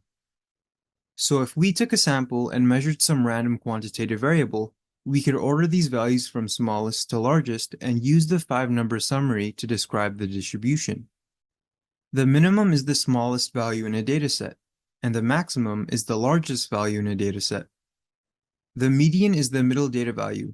It is a point at which 50% of the data values are below the median, and 50% of the data values are larger than the median. Now, the median of the bottom half is called the first quartile. It is a position where 25% of the data values are below it, and 75% of the data values are larger than it. The first quartile is essentially the median of the median. The same thing can be said for the third quartile. The median of the top half gives us the third quartile, and it is a position where 75% of the data values are below it, and 25% of the data values are larger than it. The 5-number summary also gives us a way to divide the data into 4 equal quarters. So let's determine the 5-number summary for the following dataset. We'll start with the median. To find the median, you can look for it visually, and you should find that the median is equal to 33. You can also use the formula to find the position of the median, and we find that it is in the 8th position, which is equal to 33. Now to find the first quartile, we can use the same formula to find the position of Q1, except this time n refers to the number of data values below the median. There are 7 data points below the median, so n is equal to 7, and we find that the first quartile is in the 4th position. So we count to the 4th position and we see that Q1 is equal to 25.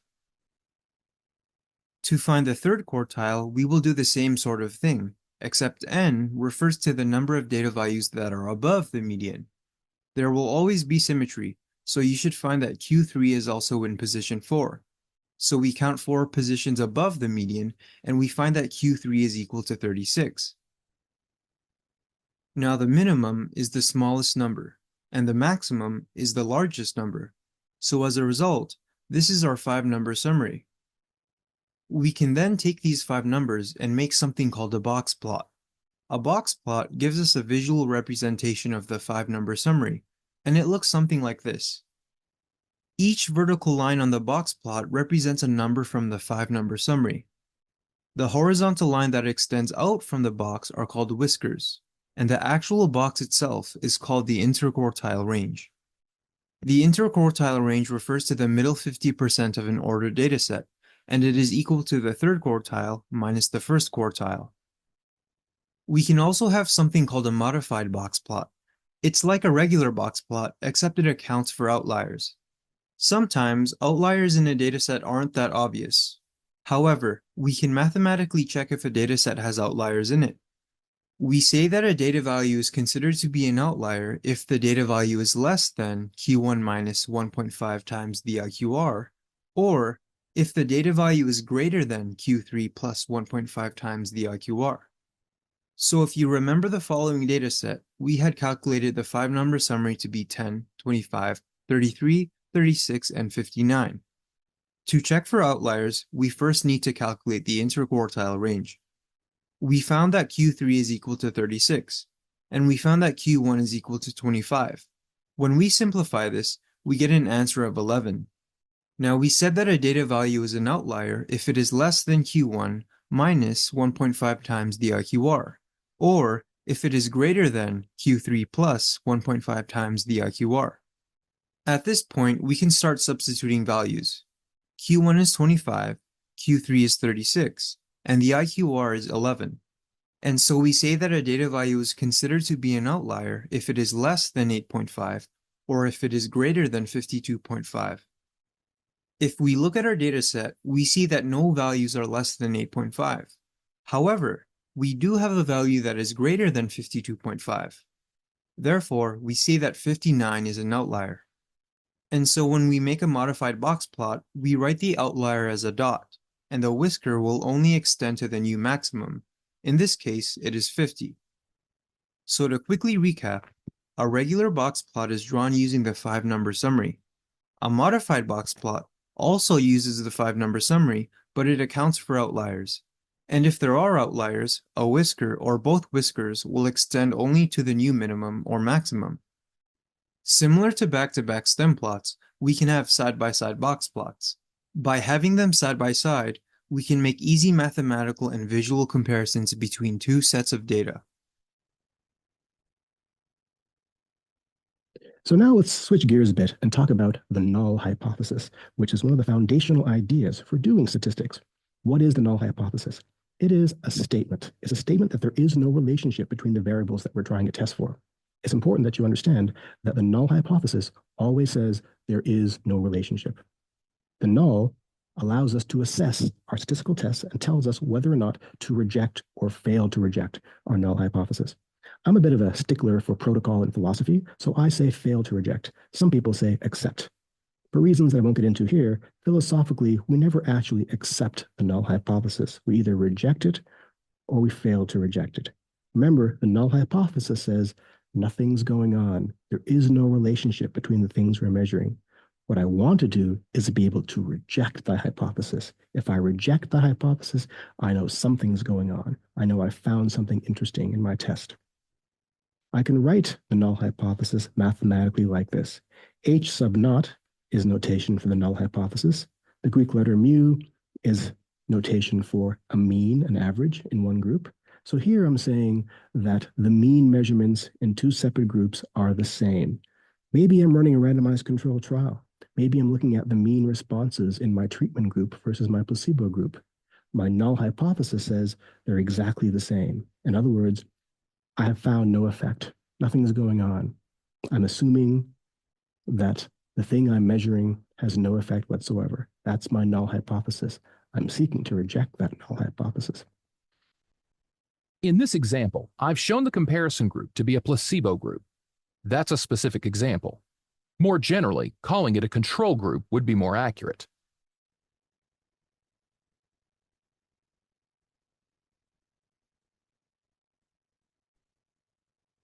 Imagine you're doing a test, a measurement, maybe comparing a treatment group versus a placebo group in your randomized controlled trial, and you get a result. Let's say you did the test again, you get a different result. You did that test a million, billion, infinite number of times. You get a million, billion different results. Sometimes you get the same result. Sometimes you don't. If you were to plot the frequency with which certain results occur, you'll get a shape that looks like a bell curve or a normal curve. Now, the p-value is a value under that normal curve that tells you whether or not it's probable that the null hypothesis is true. More precisely, it's telling you the probability that you rejecting that null hypothesis was done incorrectly. It's a difficult concept to absorb, but just rely upon this bit of rule. If your p-value is less than a certain cutoff value, you can reliably reject the null hypothesis. What's that cutoff value? We call that value an alpha value, and it's usually set at 0.05 or 0.01. There's no reason for that. That's just history. 0.05 is the most common one. So again, if your p-value is less than 0.05, you can reliably reject the null hypothesis and conclude that you probably found something. You probably found an effect. For example, if we're testing whether the average heights of two different groups of children are different, and we perform a test to do so, let's say a t-test, which is the appropriate test in this case, and you find a p-value of 0.02, 0.02 is less than 0.05. So we conclude that we can probably reject our null hypothesis. How likely is it that that rejection was done in error? Well, that's the p-value, 0.02, 2%. There's a 2% chance that I rejected that null hypothesis in error. And we say that's a good enough number. Now, defining or interpreting a p-value is problematic at the best of times. There's a convenient, though inaccurate interpretation that the p-value is the probability that your result was due to chance alone. So in the previous example, there's a 2% chance that your result was all luck. That's not really what's going on here. More accurately, the p-value is the probability that your test incorrectly rejected the null. That's all it's saying. Now, if that's too confusing, just remember this very simple rule. If the p is low, the null hypothesis must go. You want a low p-value. It means you found something of statistical importance. What is low? Low is a p less than alpha. What's alpha? Usually 0.05, sometimes 0.01. Now, there's a different way to express statistical significance without using a p-value. We call this a confidence interval. A confidence interval gives us a range in which your value probably has meaning or probably is reality. In science currently, we prefer a confidence interval to a p-value. You never report both of them, just one or the other. So when you're reading papers on a variety of epidemiological measures, you will find either p-values or confidence intervals, never both. And again, we prefer confidence intervals. This is how it works. A confidence interval contains a point estimate.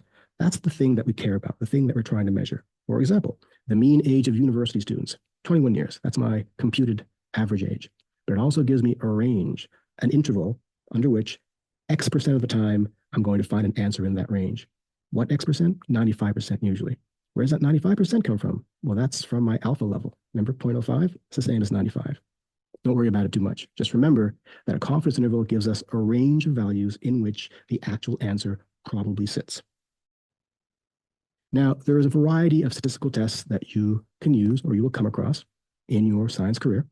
The t-test is a very famous and common test for comparing the means of different groups. Then we have a chi-square test. We use that to compare whether categorical variables are related or associated with each other. The ANOVA, or analysis of variance analysis, is kind of like a t-test with more than two groups. We can compare 3 or more groups to see if the mean values are the same or different. And correlations tell us whether or not continuous variables are related to one another. Is height correlated with age? Is weight correlated with height? Is income correlated with age or lifespan? That sort of thing. And we have regressions. Regressions are enormously popular in epidemiology. In regressions, we can determine whether or not certain variables have an influence on another important outcome variable. Hello, this is Dr. Grande. Welcome to my video on parametric and non-parametric tests. Oftentimes in counseling research, we need to decide between using a parametric or non-parametric statistical test. And in this video, I'm going to provide you some guidelines to use when evaluating data as appropriate for a parametric test or a non-parametric test. So to start with, I have a few common parametric and non-parametric tests here. Parametric tests include independent samples t-test, paired samples t-test, which is also known as the dependent samples t-test, and one-way ANOVA. These three are fairly common parametric tests. Non-parametric tests, a few examples: Mann-Whitney, Wilcoxon-Rank, and Kruskal-Wallis test. The choice between using a parametric test and a non-parametric test comes down to analyzing the data and determining if it's more appropriate, if it meets the guidelines for parametric testing, or if it's more appropriate for non-parametric testing. And sometimes making this distinction is not easy. So let's take a look at the parametric tests. Generally speaking, in counseling research, we always look to parametric tests first. So if we're analyzing data and we're trying to decide what type of test to use, we're going to evaluate that data, analyze that data in terms of, can it be used for parametric testing? And if it cannot be used for parametric testing, we will use non-parametric tests. So the assumptions for parametric tests would be examined first. And different parametric tests have different assumptions. But here are some fairly common assumptions you'll see for parametric tests. You need random independent samples, interval or ratio level of measurement. So no nominal or ordinal level variables, only interval or ratio. SPSS refers to both interval and ratio together as scale. So they have nominal, ordinal, and scale. So in the case of using SPSS, you'd be looking for a scale level measurement. The data must be normally distributed. Many parametric tests do not accept outliers. Many have the assumption of homogeneity of variance. And in general, the sample sizes need to be larger for a parametric test as compared to what would be the minimum for many non-parametric tests. Parametric tests are generally preferred because they are more powerful. And this is a very specific term. I'm referring to statistical power, meaning these tests are more likely to detect a difference that truly exists. Parametric tests are less likely than non-parametric tests to make a type 2 error. A type 2 error is when we fail to reject the null hypothesis, when in fact the null hypothesis was false. A type 1 error is when we reject the null hypothesis, but it was in fact true. Moving on to non-parametric test. As I mentioned before, we usually take a look at the assumptions for parametric tests first, and if the assumptions aren't met, we use the corresponding non-parametric test. And even though non-parametric tests do not have the same number of assumptions, they're not as rigid in terms of the assumptions the data have to meet, there are still assumptions with non-parametric tests. The first assumption, random independent samples, is one of the common assumptions for parametric tests as well. And then looking at some specific non-parametric tests, the Mann-Whitney test, the two samples have to have the same shape.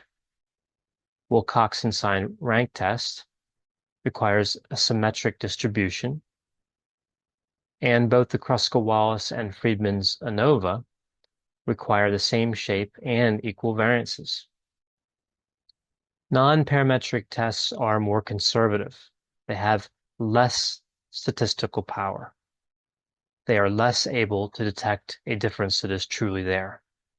A non-parametric test is more likely than its corresponding parametric test to produce a type 2 error. So moving on to some parametric and non-parametric tests, I have here in this table a parametric test on the left and some non-parametric tests on the right, and these are the corresponding non-parametric tests. So if you're looking to use an independent samples t-test and your data do not meet the requirements, do not meet the assumptions, in many cases you could use a Mann-Whitney test. That is the corresponding test, the non-parametric equivalent of the independent samples t-test. Similarly, the Wilcoxon sign rank test is the corresponding non-parametric test for a paired samples t-test.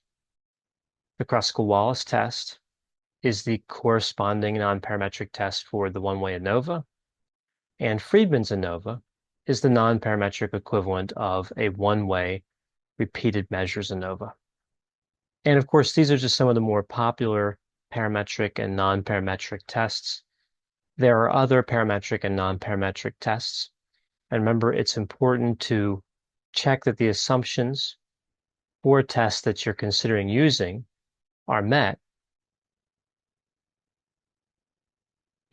Heterogeneous groups are made of people of different ages, genders, religions, and professions.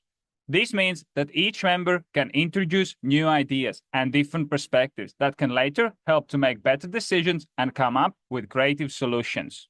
To get a better picture, we have to look at other spectrum as well, and that is homogeneous groups that are made from similar people with similar skill sets, abilities, and beliefs.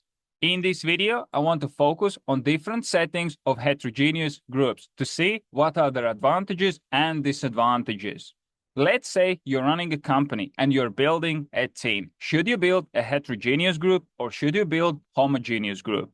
Considering that most teams' job would be to solve complex problems and come up with creative solutions, it makes sense to build heterogeneous teams to see the things from a different perspective. So that's basically it. And thank you very much. And I hope you enjoy. Bye.